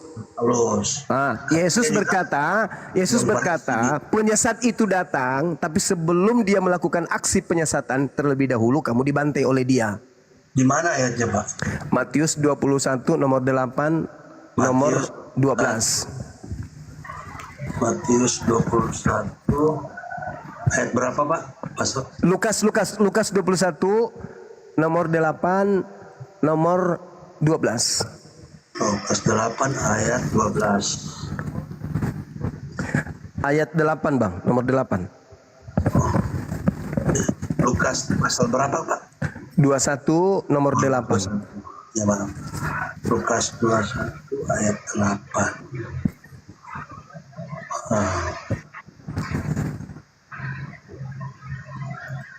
Oke. Saya bacakan boleh, Pak, ya? Boleh, silakan. Oke, permisi. Berisi nasihat dari Yesus kepada murid-muridnya untuk berhati-hati dan jangan sampai disesatkan oleh orang-orang yang akan datang dengan namanya, mengklaim diri mereka sebagai Mesias dan menyatakan bahwa saatnya sudah dekat. Eksplisit sekali loh ini, Pak. Ya. Waspadalah supaya kamu jangan disesatkan sebab banyak orang akan datang dengan memakai namaku. Namaku siapa? Yesus. Dan berkata, akulah dia. Dia siapa? Mesias. Ya. Saatnya sudah dekat. Jangan kamu mengikuti. Murid-murid diminta mengikuti atau jangan mengikuti? Jangan mengikuti. Lalu dikatakan, tetapi sebelum semua itu terjadi, kamu akan ditangkap dan dianiaya. Kamu akan nomor 12-nya. Oh, ayat 12. Oh ya, maaf. Tetapi sebelum semuanya itu, kamu akan ditangkap dan dianiaya. Kamu akan diserahkan ke rumah-rumah ibadat dan penjara-penjara. Artinya, antara penyesat,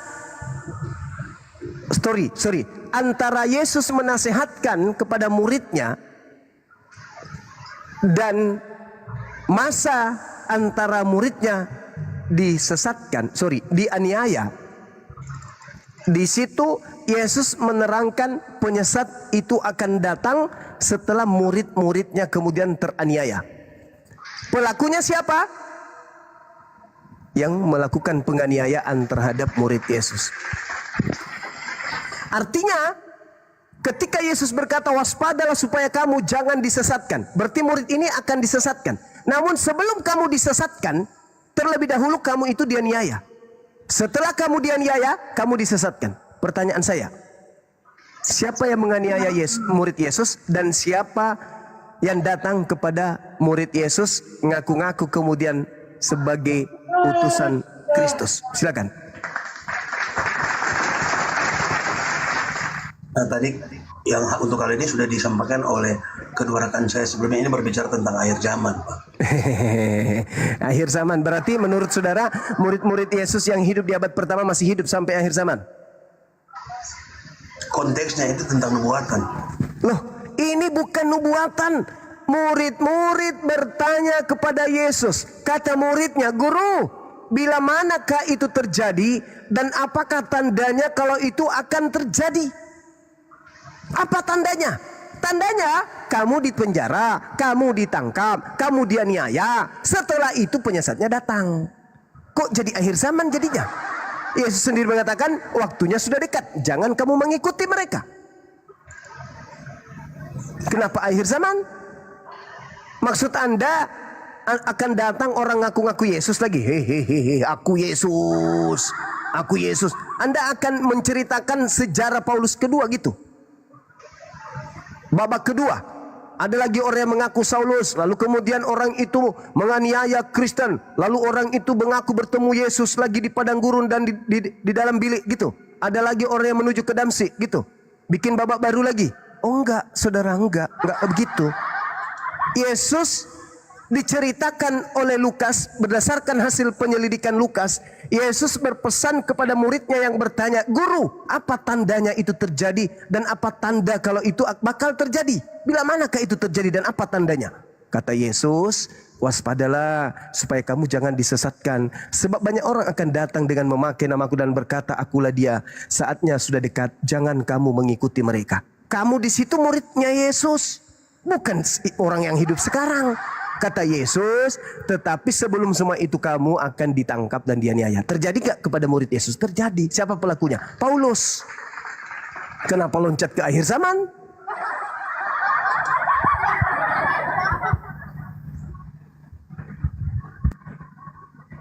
Itu saudara, jadi coba kita pakai akal sehat kita. Kita gunakan kemudian kemampuan kita untuk menelaah isi Bible. Kalau Al-Quran jelas, itu sudah final Al-Quran. Kalian adalah orang-orang yang disesatkan oleh iblis. Itu Al-Quran saya yang mengatakan. Untuk informasi itu terima kasih Pak. Iya, silakan. Untuk informasi sebelumnya itu terima kasih. Tapi tentang Anda menceritakan story-nya itu dari Paulus kayaknya harus lebih hati-hati lagi. Karena kalau memang Anda mengambil dasarnya dari kitab, saya pikir harus sesuai dengan Alkitab. Iya, begitu. kan sudah sesuai. Enggak, maksudnya story yang eksplisit. Jadi dari awal dia itu membunuh. Iya, gitu. Saudara, kan sudah sesuai kan? Siapa yang menganiaya murid Yesus? Paulus. Siapa yang kemudian memenjarakan murid Yesus? Paulus. Siapa yang menghadapkan murid-murid Yesus kepada penguasa-penguasa kala itu? Paulus. Apa yang tidak sesuai, Bang? Itu. Jadi, kalau mungkin ada kalau ada rekaman nanti bisa kita. Ya, tapi terima kasih lah Bang untuk. Oke. Thank you. Thank you juga. Oke. Siap. Assalamualaikum. Waalaikum.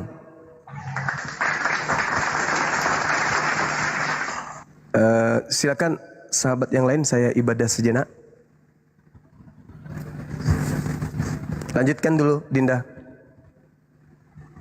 Assalamualaikum warahmatullahi wabarakatuh. Waalaikumsalam warahmatullahi wabarakatuh. Ya, adik-adik saya, sahabat-sahabat saya, silakan dilanjutkan dulu, tetap pada fokus. Hari ini adalah hari berduka sedunia bagi saudara kita Kristen. Tolong dihibur mereka dengan pengabaran-pengabaran yang benar. Hibur mereka, ya, karena mereka lagi berduka, Tuhan mereka mengalami kematian. Silakan.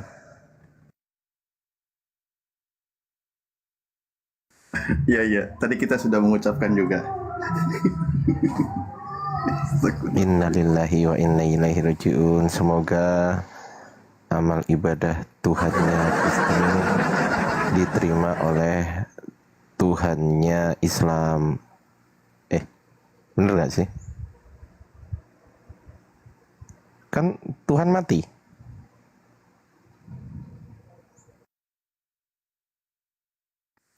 Oh, mana tadi lawannya itu? Ini tersisa bro admin ini. Assalamualaikum Akang dan Ayah Ardi. Waalaikumsalam Ustaz. Waalaikumsalam warahmatullahi wabarakatuh. Bang Ardi, assalamualaikum. Pak Peta semuanya, Bang Ardi. Assalamualaikum Kang Gian Santang. Assalamualaikum. Sekarang lagi memperingati hari berduka ya. Ya, betul Akang. Wah, si bro admin cepat lo mualaf bro admin. Ya, ini aku salam dulu tadi ya. jawabannya. Aku salam dulu ke Bang Pandi. Bang Pandi, assalamualaikum. Waalaikumsalam warahmatullahi wabarakatuh. Ustazah Ardiansa Arif. Ustazah, lanjut aja. Emang Dua natur. Ngarang aja enggak. Kan buat perempuan gimana? Ini bro admin coba bro admin kita kembali lagi. Bro, gimana bang? Ya tanggapin itu tadi perdiskusian, fokus Udah waspada sih itu. kan tadi udah banyak juga sih. Ya yang jelas maksudnya memang berbeda kan ajarannya kan begitu. Oke, baik, berbeda ajaran. Nah, saya coba kembali, saya tadi sempat teringat ada beberapa keterangan di dalam kitab Anda, Bro Admin. Jadi, bahwa pernyataan-pernyataanmu, Yesus datang bertemu itu bisa terbantahkan berdasarkan dalil yang tertulis di dalam kitab Anda. Contoh ya, saya ada yang tertulis di, ini pernah kita bahas juga, KPR 3 nomor 21, maaf. Apa di situ tertulis? Kristus itu harus tinggal di surga, tinggal di langit, ya kan? Sampai waktu pemulihan segala sesuatu. Yesus setelah dia terangkat ke langit, dia memang harus tinggal di langit. Dia tidak naik turun, bro. Dan sampai waktunya nanti dia akan datang lagi. Bahkan di situ dikatakan kan, sampai waktu pemulihan segala sesuatu. Jadi setelah Yesus terangkat ke langit, kitab Anda mengabarkan Yesus memang harus tinggal di langit sampai waktu pemulihan segala sesuatu. Nah, artinya di situ Bro Admin, yang sering datang, yang sering turun di situ bukan Yesus. Itulah yang Yesus katakan, waspada dan hati-hati. Yang ketika orang mengaku bertemu dengan Yesus, kapan dia berpesan? Sebelum dia terangkat ke langit. Coba, pahami isi ayat kita, Bung.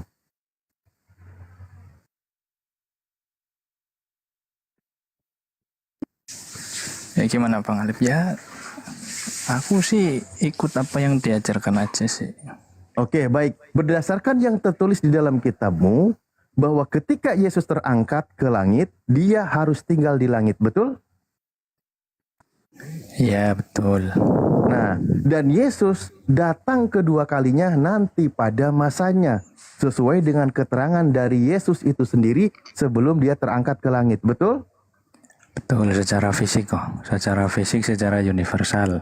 Bukan secara pribadi atau rohani. Secara fisik? Ya kan tadi sudah tak jelaskan toh Bang. Jadi kita diajarkan kedatangan Yesus itu ada dua. Pertama, nah itu, sekarang oke, baik. Berarti yang non fisik boleh dia bertemu dengan siapapun. Iya, itu kan secara pribadi. Oke, baik. Bagaimana menentukan Yesus yang asli dan tidak asli ketika pertemuan diskusi antara Oneness dengan Trinitas? Itu beda tema lagi itu udah. Itu udah beda tema lagi tuh. Gini loh Bang. Iya, Yesus kan menyertai orang Kristen ketika berkumpul. Ada 2 orang Kristen, ada 3 orang Kristen, di situ ada Yesus. Dan dia membisikkan ajaran kebenaran, kan gitu. Nah sekarang nih sering Kristen itu berkumpul. Membahas tentang posisi Yesus. Membahas tentang siapa itu Yesus. Sampai detik ini mereka masih cakar-cakaran. Ini yang bermasalah ini siapa ini? Orangnya atau Yesusnya ini? Kalau Anda memang mengatakan Yesus bisa naik turun berkali-kali. Oke, saya tidak mengatakan naik turun berkali-kali ya. Loh. Tapi pernyataan dia. Kan jadi berkali-kali. Ya, gini Bang, kan tadi udah tak jelasin. Memang kita diajarkan ada 2 kedatangan. Kedatangan terakhir yang tadi di Matius sama kedatangan dia secara rohani atau pribadi. Seperti yang diklaimkannya sendiri. Di Matius 18:20 kan Yesus juga mengajarkan. Sebab di mana 2 atau 3 orang berkumpul dalam namaku, di situ aku ada di tengah-tengah mereka. Ini secara rohani, tetapi... Nah, itu ngapain itu? Itu ngapain ada di tengah-tengah mereka itu ngapain? Ya hadir di tengah-tengah mereka secara rohani. Ya, cuma nyaksiin doang, tidak membisikkan kebenaran, ya kan, tidak. Bukan, kan ini kan berelasi ya. Jadi kita merasakan loh, iya. Maksudnya relasi. Contoh gini bro admin, coba seandainya itu benar Yesus secara rohani datang membisikkan kepada orang-orang Kristen, mungkin sudah selesai perkara antara Oneness dengan Trinitas. Sudah selesai itu. Loh iya, karena sampai detik ini mereka masih salah paham antara Oneness dengan Trinitas. Kalau Yesus benar-benar datang secara rohani membisikkan kepada Trinitas, misal yang benar ada Trinitas, wahai datanglah kepada yang Oneness, yang mengagung-agungkan Yesus. Yang benar itu Trinitas konsepnya, bukan Oneness, kan gitu. Nah, selesai perkara dia. Karena kalau memang dia datang. Atau dia yang benar itu Oneness. Ya kepada orang Katolik dan orang-orang Trinitas, dia bisikan, hei Tuhan itu nggak 3, 1. Selesai perkara. Kalau memang benar-benar dia datang secara rohani, dia membisikkan ajaran kebenaran kepada Kristen. Bukan gitu konsepnya membisikkan gitu, kita nggak ada yang memberikan ilham kan. Makanya saya tanya, Yesus itu ketika ada orang Kristen kopdar bertemu 2-3 orang, dia datang di antara tengah-tengah itu ngapain? Nonton doang. Ya maksudnya misalnya ketika berdoa lah atau apalah, ya memang kan klaimnya begitu bang. Jadi di sini Yesus tidak mau menyelesaikan perkara sejarah kelam yang tidak pernah berhenti antara Trinitas dengan Oneness. Bukan gini, kita kan sedang membahas kedatangannya Yesus yang dimaksud tuh yang seperti apa. Itu kan datang. Loh, kau sendiri yang bilang Yesus datang, bisa datang kepada orang Kristen. Saya bilang kedatangan Yesus ada 2. Kedatangan di hari akhir dengan tanda-tanda yang tadi sudah disebutkan. Nah, itu tanda-tanda. Tapi Bro Admin mengklaim dia juga bisa datang kapanpun dan bertemu Kristen siapapun. Betul. Nah, terus dia datangnya itu ngapain? Ketika dia datang ngapain? Ya kalau soal ngapainnya ya nggak tahu, itu kan relasinya antara maksudnya orang gini yang loh, berdoa bro, sama. maksudnya apakah Yesus itu datang itu kepada Kristen, misal ketika dia merenung sendiri, dia datang, dia membisikkan bahwa ajaran yang benar itu seperti ini kan gitu. Oh enggak. Kenapa? Karena pembuktiannya sampai detik ini itu belum selesai perkara itu. Artinya Yesus tidak datang itu. Seandainya Yesus benar-benar datang, selesai perkara perdebatan antar denom. Selesai itu, serius saya tanya. Kalau memang dia datang tapi tidak selesai-selesai, artinya Yesus gagal. Ngapain Yesus datang? Toh perkaranya nggak selesai-selesai. Tapi kalau nanti Yesus kedatangan terakhir benar-benar dia datang, memang dia akan menyelesaikan segala perkara itu. Itulah Yesus. Kalau yang sekarang itu cuman klaim doang, yang tidak bisa dibuktikan kebenarannya. Maka kalau merujuk kepada ayat, faktanya sebenarnya Yesus itu memang dia harus tinggal di langit sampai pemulihan segala sesuatu. Sebelum masanya dia turun, dia tidak akan turun. Nah, kalau sampai sekarang belum selesai perkara seperti ini, artinya yang datang itu bukan Yesus. Bukan Yesus. Benerlah tadi wanti-wanti dari Yesus. Waspadalah, itu penyesat. Apa kata Yesus? Apa kitab Anda? Di 1 Yohanes 2, nomor 18, 19. Memang penyesat itu berasal dari antara kita. Pengajaran-pengajaran anti Yesus itu di internal itu sendiri. Itu pelajarannya kan gitu. Nah kembali kepada ayat tadi, maka kalau itu hanya ranah keimanan, sebuah ranah doktrin, sebuah klaim pengakuan bahwa Yesus itu datang kok bertemu si ini, bertemu si itu hanya klaim sepihak. Bukan berdasarkan pernyataan Yesus, bukan berdasarkan ayat tertulis. Ayat tertulisnya Yesus harus tinggal di langit sampai pada masanya dia turun kembali. Ayat tertulisnya Yesus mengatakan kalau ada yang mengaku bertemu dengan aku dan mengaku sebagai aku, jangan percaya. Nah, tapi itu semua diabaikan. Gitu. Oke, berarti Bang Alip percaya dengan ayat tertulis tersebut. Saya mengajak Bro Admin kembali kepada isi kitab Anda yang Anda imani. Lah iya, nah bukan mengajak begini, percaya saya harus mengimani kitab Anda. Bukan itu konteksnya. Iya, saya tahu maksudnya gini. Kan katanya yang tertulis demikian. Jadi yang datang itu bukan Yesus ya. Dari tadi sudah saya jawab. Di Kristen kita diajarkan, bahkan klaimnya Yesus sendiri bahwa ada 2 jenis kedatangan. Kedatangan secara fisik mereka melihat anak manusia itu secara fisik. Dikatakan mereka berarti semua orang melihat dari langit-langit. Gitu loh, itu kedatangan yang kedua. Nah, kedatangan yang satu lagi itu secara pribadi. Oke, nubuatan Yesus itu Sebentar, Pak. Oke. Ya, jadi ada dua. Itu udah paham tadi. Oke, itu penjelasanmu kan. Ya, nah kemudian berdasarkan nubuatan Yesus itu dia berkaitan kedatangan secara fisik atau non fisik. Kemudian jenengan yang menyatakan bahwa ada tertulisnya itu Yesus harus ada di langit. Jadi yang tidak sesuai dengan teks itu disebut menyesatkan begitu. Makanya saya bertanya, apakah berarti Bang Alip menyatakan bahwa yang tertulis yang tidak sesuai dengan yang tertulis itu adalah penyesat? Kalaupun iya, ya justru kita lebih percaya dengan apa yang dikatakan Paulus kan begitu. Apa? Karena Paulus tidak sama sekali bertentangan dengan apa yang dialami oleh Yesus, termasuk peristiwanya yang sedang kita peringati pada hari ini. Begitu. Bro admin, nubuatan yang diucapkan oleh Yesus itu apakah harus berbentuk fisik atau juga non fisik? Ada dua, yang tadi tentang akhir yang zaman Yesus itu nanti katakan fisik. jangan percaya itu, yang Yesus katakan jangan percaya itu berkaitan fisik atau non fisik? Itu fisik, kan itu di Matius berapa itu coba? Matius 24 tadi. Melihat Yesus ada di sana, ada di sini, jangan percaya. Oke. Walaupun sebenarnya ayatnya tidak menyebut, tapi itu Anda arahnya seperti itu. Nah, nubuatan yang diwanti-wanti oleh Yesus kepada murid Yesus itu perlu ada pembuktian, betul? Iya, ini kan cerita tentang masa depan atau eskatologi gitu. Lah iya, nubuatan yang diucapkan oleh Yesus artinya itu sesuatu peristiwa yang akan terjadi. Kalau tidak dibuktikan, maka Yesus bohong. Nah, sekarang perlu ada pembuktian siapa yang mengaku bertemu dengan Yesus. Ya banyak orang tahu, termasuk cerita Paulus, termasuk Paulus sendiri kan begitu. Nah, secara kembali lagi pribadi ke situ kan. Nah, kembali lagi ke situ. Oke, artinya itu memenuhi nubuatan Yesus.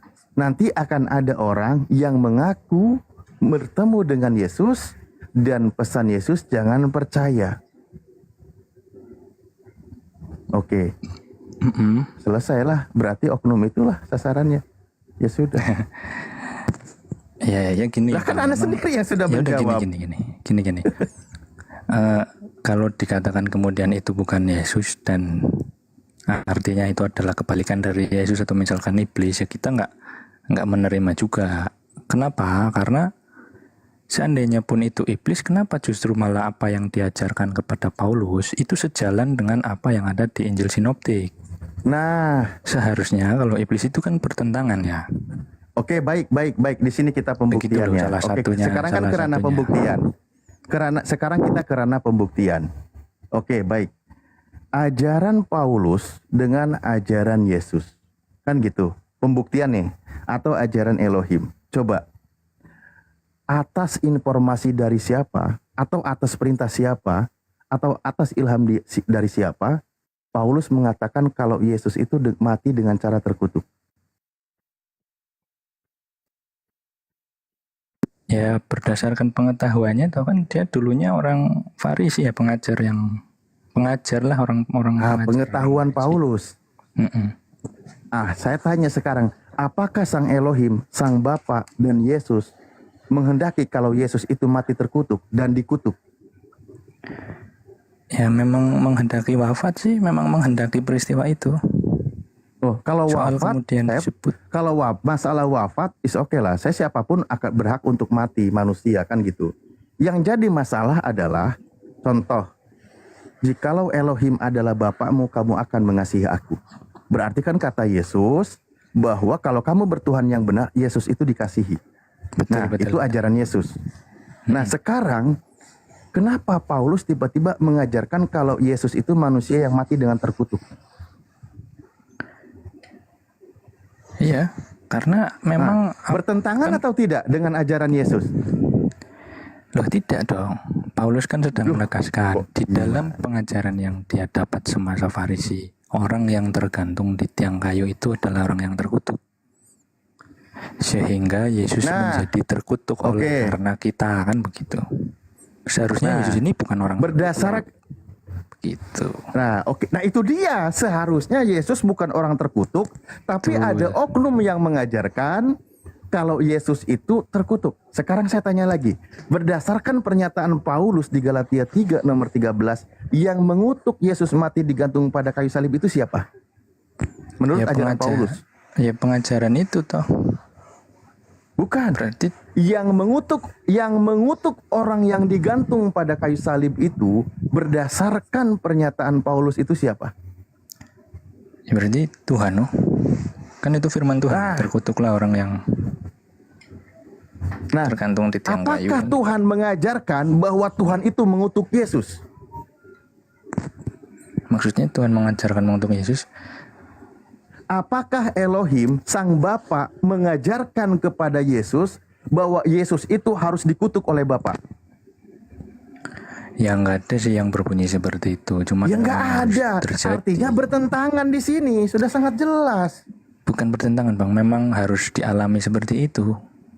Karena gini ya, kan Anda hukumnya setuju? dulu. Anda setuju kalau Yesus itu dikutuk oleh Bapa? Ya kan ada alurnya, hukumnya dulu keluar. Terkutuklah orang yang tergantung di tiang Anda kayu. setuju? Berdasarkan pernyataan gimana? Paulus, Anda setuju kalau Yesus dikutuk oleh Bapa? Iya, menerima kutuk. Kok menerima kutuk? Yesus dikutuk oleh Bapa, Anda setuju? Iya, ya gimana, memang seperti itu alurnya. Nah, itu ajaran Paulus, betul? Ya itu para murid juga sama. Keyakinannya sama. Tidak, itu kan yang tertulis pernyataan Paulus. Itu yang tertulis pernyataan Paulus. Nah, Anda setuju dengan pernyataan Paulus bahwa Yesus mati di kayu salib itu dikutuk oleh Bapa. Tapi ajaran Yesus dan ajaran Tuhannya Yesus, kata Tuhan, lihatlah, itulah hambaku yang kupilih, yang kukasihi, yang kepadanya jiwaku berkenan. Yesus hamba yang dikasihi, yang dipilih oleh Tuhan, yang kepadanya jiwanya berkenan. Tuhan tidak mengutuk Yesus. Berdasarkan catatan di dalam Matius 12 nomor 18. Di dalam KPR 4 nomor 30 ke atas juga Yesus disebut sebagai hamba yang kudus, hamba yang suci. Dia sebagai hamba Tuhan. Nah, Yesus sendiri pun mengatakan di Yohanes 8, jikalau Elohim adalah Bapakmu, kamu akan mengasihi aku. Berarti di situ Sang Bapa itu mengasihi Yesus. Nah, itu ajaran Yesus. Sekarang ajaran Paulus mengatakan justru Bapa itulah yang mengutuk Yesus dengan cara mati Yesus di kayu salib. Ini bertentangan, bro. Gini. Coba sih. Jadi Paulus itu di Galatia berapa sih ya? Galatia 3:13 memang betul ya. Tak bacakan ayatnya maksudnya biar nggak keliru gitu loh. Kadang-kadang nih jadi salah paham. Tidak ada yang keliru, coba. Nih coba saya bacakan ya. Baca. Coba diartikan. Apakah benar Paulus ini mengutuk? Coba ya. Galatia 3:13. Ini surat Paulus. Kristus telah menebus kita dari kutuk hukum Taurat dengan jalan menjadi kutuk karena kita. Kalimat berikutnya, sebab ada tertulis terkutuklah orang yang digantung pada kayu salib. Nah, jadi dua kalimat ini saya rasa sudah menerangkan ya. Bukan maksud Paulus mau mengutuk Yesus, tidak. Bukan itu. Iya, tapi Paulus mengklaim, membuat sebuah narasi, membuat sebuah statement, Pak Yesus ini mati digantung pada kayu salib. Dengan matinya Yesus digantung pada kayu salib, maka Yesus dikutuk oleh Tuhan. Ya, jadi Paulus menjelaskan bahwa Yesus itu rela menanggung kutuk demi menyelamatkan manusia. Maksudnya gitu. Bukan maksud Paulus mau mengutuk Yesus gitu, ya enggak. Iya, bukan Paulus yang mengutuk Yesus, tapi statement Paulus, Tuhan mengutuk Yesus. Gimana sih? Statement dari Paulus itu karena dia membaca sebuah dalil di dalam kitab Ulangan bahwa yang digantung pada kayu salib itu dikutuk oleh Tuhan. Yesus digantung pada kayu salib. Dengan Yesus digantung pada kayu salib, artinya di situ Yesus dikutuk oleh Tuhan. Ya Itu kan kalimat berdasarkan statement dari Paulus. ya statement Paulus kalimat pertamanya kan jelas. Kristus telah menebus kita dari hukum Taurat. Dari kutuk hukum Taurat dengan jalan menjadi kutuk karena kita. Kalimat pertamanya kan sudah jelas. Jadi Ini Paulus orang justru juga pada nggak paham. menjelaskan Justru bahwa Yesus itu, oke. loh, Kan Paulus penjelasannya bilang, gitu. dengerin Bang, kan Paulus bilang, Ya. sebab ada tertulis, terkutuklah orang yang digantung pada kayu salib, kan gitu. Nah, Kalimatnya kan Paulus ada dua mengutip, itu Bang. Kristus Iya, telah menebus dengerin, kita. Bang. Jangan yang diambil Iya. terkutuknya toh. Lah, kan memposisikan Yesus sebagai manusia yang terkutuk. Kenapa memposisikan Yesus sebagai manusia yang terkutuk? Karena memang orang yang digantung pada kayu salib itu terkutuk. Salah, Kan gitu. salah. Karena Sebab ada Yesus tertulis terkutuklah rela. orang yang digantung Ya, pada kayu sebentar. salib. Sebentar, yang benar karena Yesus rela menanggung kutuk demi menyelamatkan manusia. Yang benar, Yesus rela menanggung kutuk. Itu maksud Paulus. Nah, itu iya, Betul. Paulus menarasikan bahwa Yesus rela menanggung kutuk dengan jalan menjadi orang yang terkutuk. Betul sekali itu Lah 100%. iya betul. Lah iya betul, itu ajaran Paulus. Kan udah bilang dari tadi. Ya, Dengan ya, ya, memposisikan Yesus sebagai manusia yang terkutuk. Apa? Paulus tidak berasumsi, dia mengutip sebuah dalil. Mana? Ulangan 21 nomor 23. Orang yang digantung itu dikutuk oleh Tuhan. Nah, berdasarkan dalil yang dikutip oleh Paulus, artinya ketika Yesus digantung pada kayu salib, Yesus sedang dikutuk oleh Tuhan. Karena, paham kan? Iya karena menanggung. Itu karena lagi. Ya itu kan prosesnya tadi sudah dibahas. Oh iya, ya, oke. Iya, Sudah ya, begitu. dibahas. Itulah ajaran Paulus. Paulus mengajarkan bahwa hukum kutuk itu sudah diselesaikan oleh Yesus. Yesus sendiri yang menanggung kutuk itu semua dengan jalan menjadi kutuk. Artinya Yesuslah target orang yang terkutuk. Nah, siapa yang mengutuk Yesus itu? Siapa yang mengutuk Yesus itu? Berdasarkan pernyataan Paulus, Tuhanlah yang mengutuk Yesus. Jadi sebenarnya kalau Kristen mengatakan ajaran kasih salah. Ajaran kutuk. Yang tadi Nah, sudah jelas faktanya maksud Yesus Paulus. dijadikan sebagai manusia yang terkutuk. Ya kan ada tujuannya. Yesus rela dihukum. Ya itu tujuannya untuk menguntungkan iman Kristen. Salah Bang, sebentar. Bukan ajaran dari Yesus. Kan saya bilang tadi, inilah perbedaannya. Kita lihat dari buahnya kan tadi pembahasannya. Kita lihat dari buahnya. Oke? Buahnya, buah pengajarannya. Yesus sudah mengajarkan tentang dirinya dan tentang siapa Tuhannya. Paulus juga punya pengajaran tentang dirinya dan tentang siapa Yesus. Nah, ajaran Yesus tadi menyampaikan bahwa jikalau Allah adalah Bapakmu, kamu akan mengasihi aku. Yesus itu untuk dikasihi. Dengan cara tentu didengarkan ajarannya. Bukan untuk dibunuh. Nah, bahkan Yesus berkata, jikalau kamu yang jahat saja memberikan roti ketika anakmu tidak memberikan batu kan ketika anak memberikan roti, atau tidak memberikan ular ketika anak meminta ikan, apalagi Bapakmu yang di surga. Bapak yang di surga memberikan suatu kebaikan kepada Yesus, yaitu dengan mengasihi Yesus. Faktanya ada, ayatnya ada. Itulah anakku yang kupilih, yang kukasihi. Itu ajaran Yesus dan ajaran Tuhannya Yesus. Tapi kalau ajaran Paulus tadi seperti itu. Ya, saya tambahin lagi. Jadi Paulus mengajarkan bahwa Yesus ini rela dihukum walau tidak bersalah agar kita dibebaskan dari hukum Taurat. yang tidak bisa menyelamatkan. Itu maksud Paulus.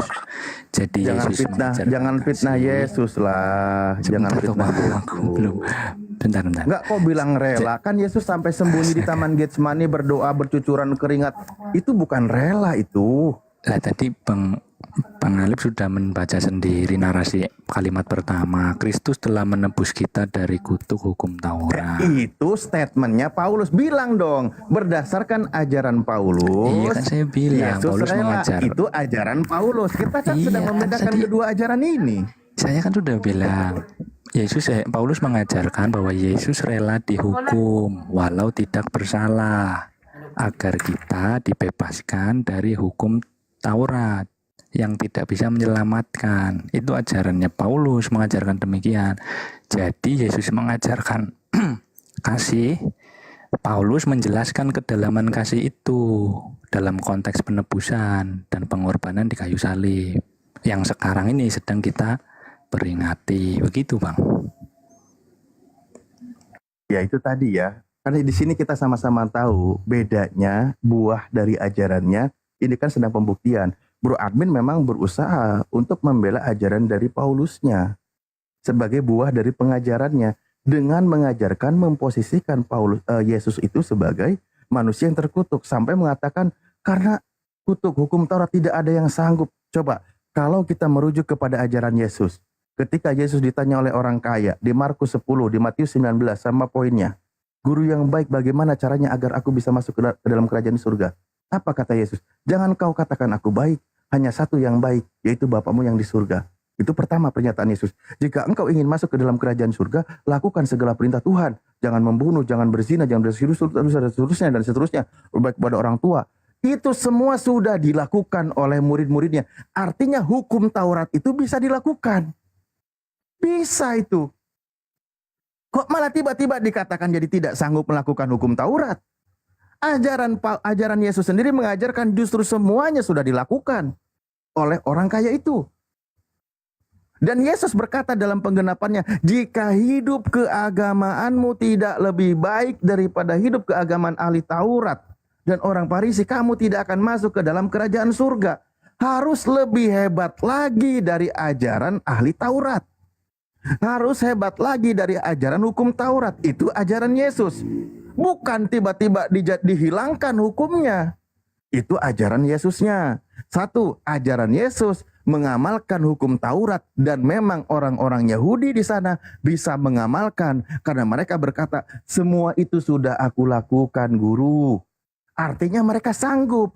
Mereka tidak membunuh dan seterusnya. Hukum Taurat itu bisa dijalankan oleh mereka. Makanya Yesus datang penggenapannya lebih berat lagi daripada hukum Taurat. Nomor dari 17 sampai 20 itu. Jika hidup keagamaanmu tidak lebih baik dari mereka, kamu tidak akan masuk surga, kan gitu. Nah, itu ajaran Yesus. Tapi ajaran Paulusnya satu. Efesus 2 nomor 15, hukum Taurat semua dibatalkan. Dari segala ketetapan, hukum semua ketetapannya dibatalkan. Lalu dijadikan Yesus ini sebagai manusia yang menebus hukum Taurat itu dengan jalan dia menjadi manusia yang terkutuk. Dan Yesus dikutuk oleh Tuhan. Ini buah dari pengajarannya. Karena faktanya begitu. Kitab Anda yang mencatat, kitab Anda yang dicetak, semua ada di situ. Ini kan pembuktian kedua pengajaran. Antara ajaran Yesus dengan ajaran Paulus. Makanya di dalam kitab Anda memang mereka berasal dari antara kita. Tapi mereka tidak sungguh-sungguh. Yaitu pembuktiannya. Jadi nyari pembuktian ajaran penyesat itu jangan dari mana-mana. Harus dari internal Kristen itu sendiri. Karena kitab Anda yang mencatat. Oke, makasih. Ya. Silakan. Ya udah. Selesai sudah. Final host. Gimana? Kan udah dijelasin tadi. Ya sudah, faktanya begitu. Ya faktanya memang begitu kan. Apa yang mau dibantah? Bisa gantian mungkin Ustadz Alif sama Bang Ferdi. Ferdian, silakan Bang Ferdian. Ada yang mau ditanggapi dari tadi naik. Kasihan, silakan Bang.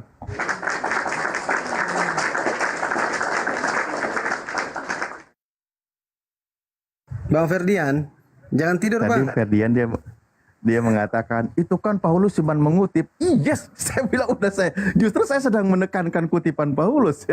Lupa dia ya. Dikiranya saya nuduh Paulus. Enggak, saya baik hati kok. Kan itu pujaan kalian.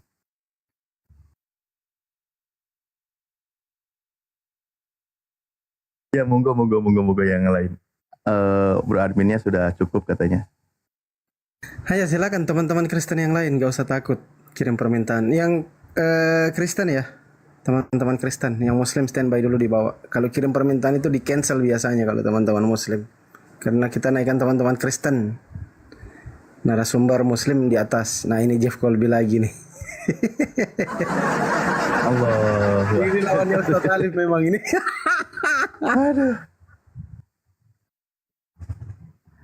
Capek aku kalau yang cuma asumsi nggak pakai dalil. Ini cocok Bang Ardi sebenarnya ini Ustaz. Cocok dengan Bang Ardi, Jeff Colby.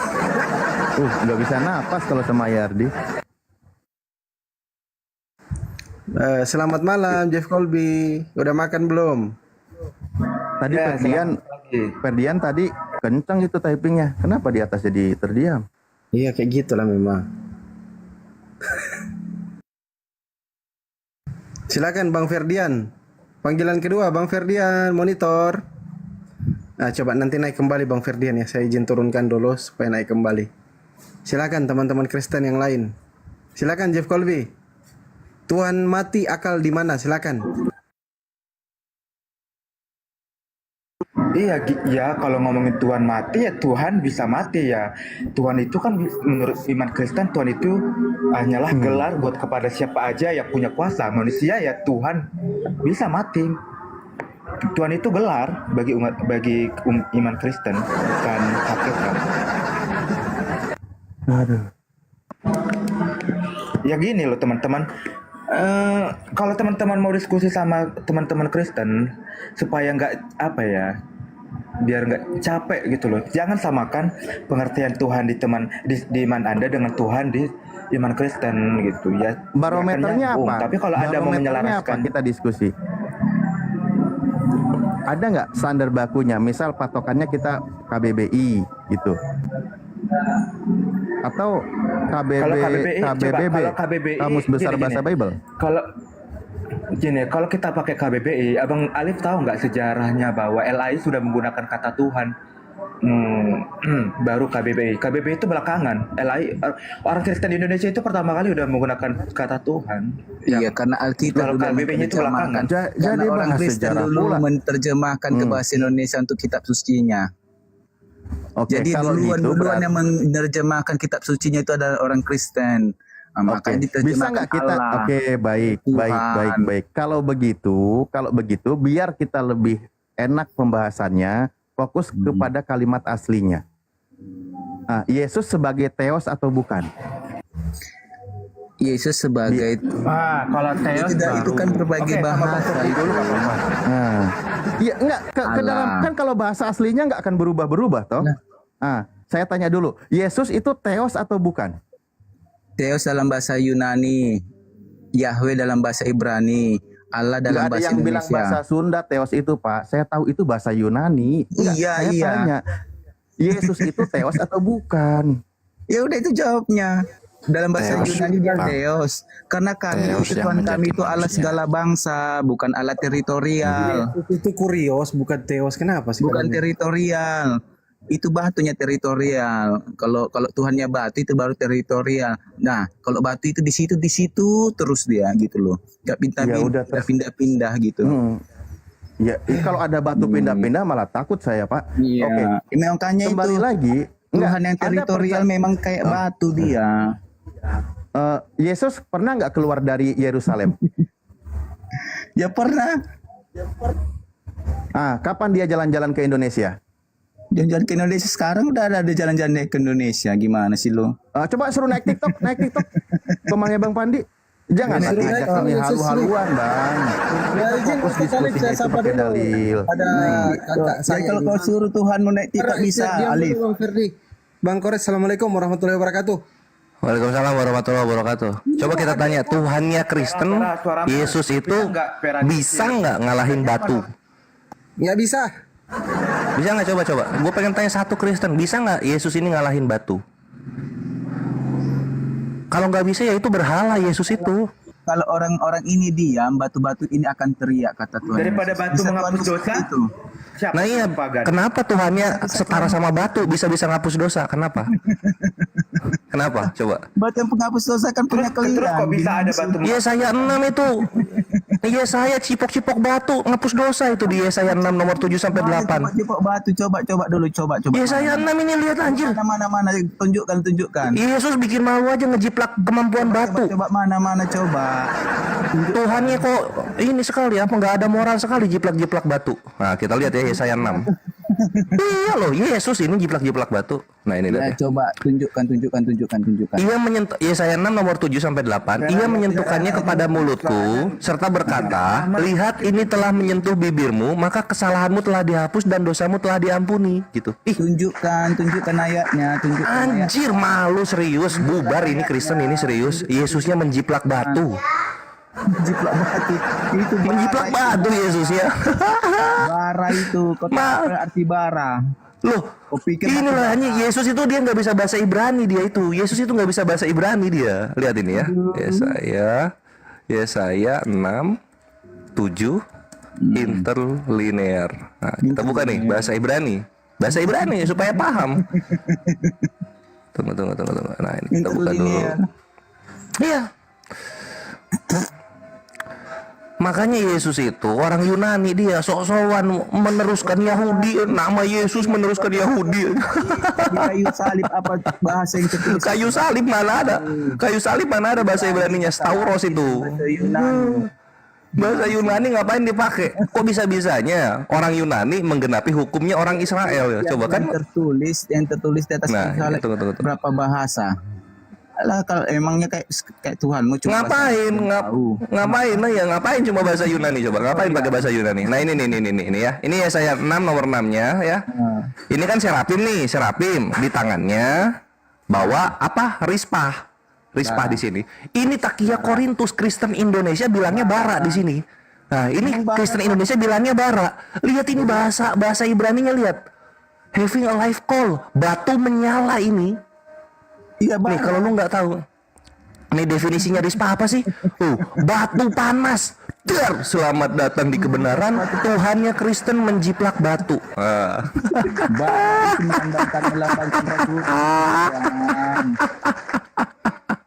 Kita lihat sekarang bara. Kita lihat bara. Kamu buka yang Serap, kamu buka yang itu batu atau Roh Kudus yang menjadi batu aja buat ngapus dosa. Bikin malu Kristen. Cipok-cipok itu batu Yesus. Silakan Ustaz, dilanjut Ustaz. Korek. Kalau buka yang 1 itu manusia itu dosa. Tenang kalian. Silakan. Batu untuk Yesusnya bikin malu aja. Rukun batu Yaman itu kan menggos. Lah itu dia gitu kan. Kenapa Yesusnya malah menjiplak batu Yaman? Ngapain coba? Batu Yaman dijiplak Yesus, coba bayangin. Ini ya, iya, ini selain batu ya, di dalam Yahudi selain batu yang bisa ngapus dosa ada juga tai sapi. Lihat nih, tai sapi. Ini setara Yesus ini tai sapi ini. Bukan tai sapi, itu tai sapi dong. Keluaran 29:14 kita lihat dulu di sini dong. Lihat nih, ini Tuhan lo nih, Yesus nih setara tai sapi. Lihat nih, Keluaran 29:14 ini.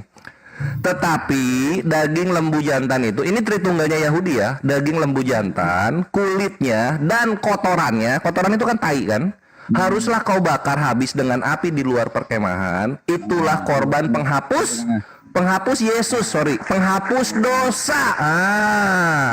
Tai dibakar menghapus dosa, Yesus disalib menghapus dosa. Gagap ya. Di luar mesbah ini si orang Gagap ya. Korban menandakan tertulis sudah korban penghapus dosa kok. Udahlah diterima aja Kristen. Tuhannya kalian Yesus itu dalam Yahudi setara dengan tai sapi yang dibakar. Habis. Itu artinya itu. Iya kan? Ini tai ini dibakar ini. Untung nggak dicium ini tai ini. Batu cipok. Ya sama aja Yesus, batu, kotoran sapi itu sama-sama menghapus dosa. Udah sama itu. Satu grup WhatsApp. Yesus disalib baru bisa ngapus dosa. Tai dibakar baru bisa ngapus dosa. Batu dicium baru bisa ngapus dosa. Nah gitu. Nah ini kotoran apa ini? Ini kotoran apa? Kotoran Yaman juga ini. Ini kotoran Yaman ini. Tai Yaman ini. Tai Yaman menghapus dosa juga ini. Tai Yaman, batu Yaman, Yesus Yaman menghapus dosa semuanya. Semuanya dari Yaman itu. Gimana? Yesus kok setara kotoran? Setara kotoran itu Loh iya ini kotoran bisa ngapus dosa. Yesus ngapus dosa juga. Yesus sama dengan kotoran dalam Yahudi. Korban penghapus dosa. Kotorannya haruslah kau bakar habis dengan api di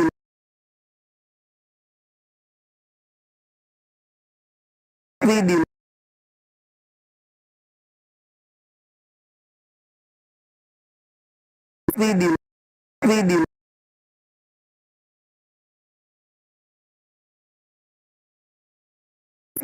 Bentar dulu.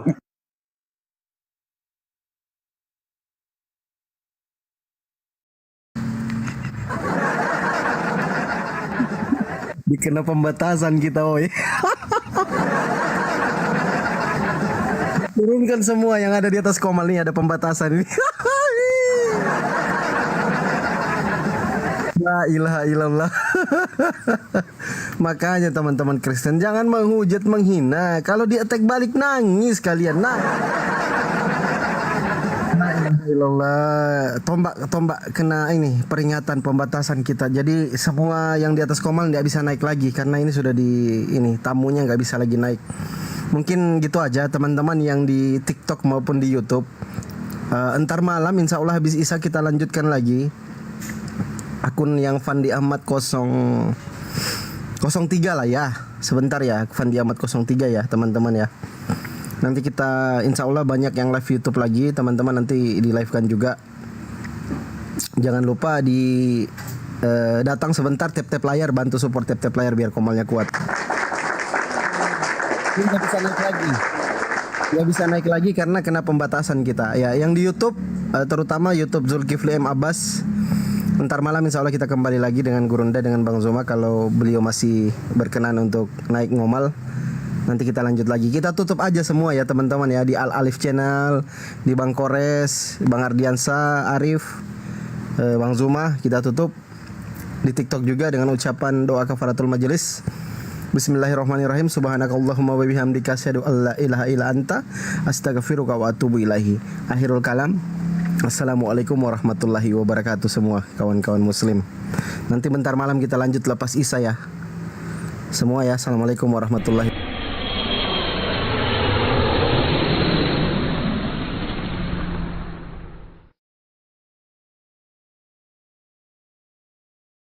Ya dosen Katolik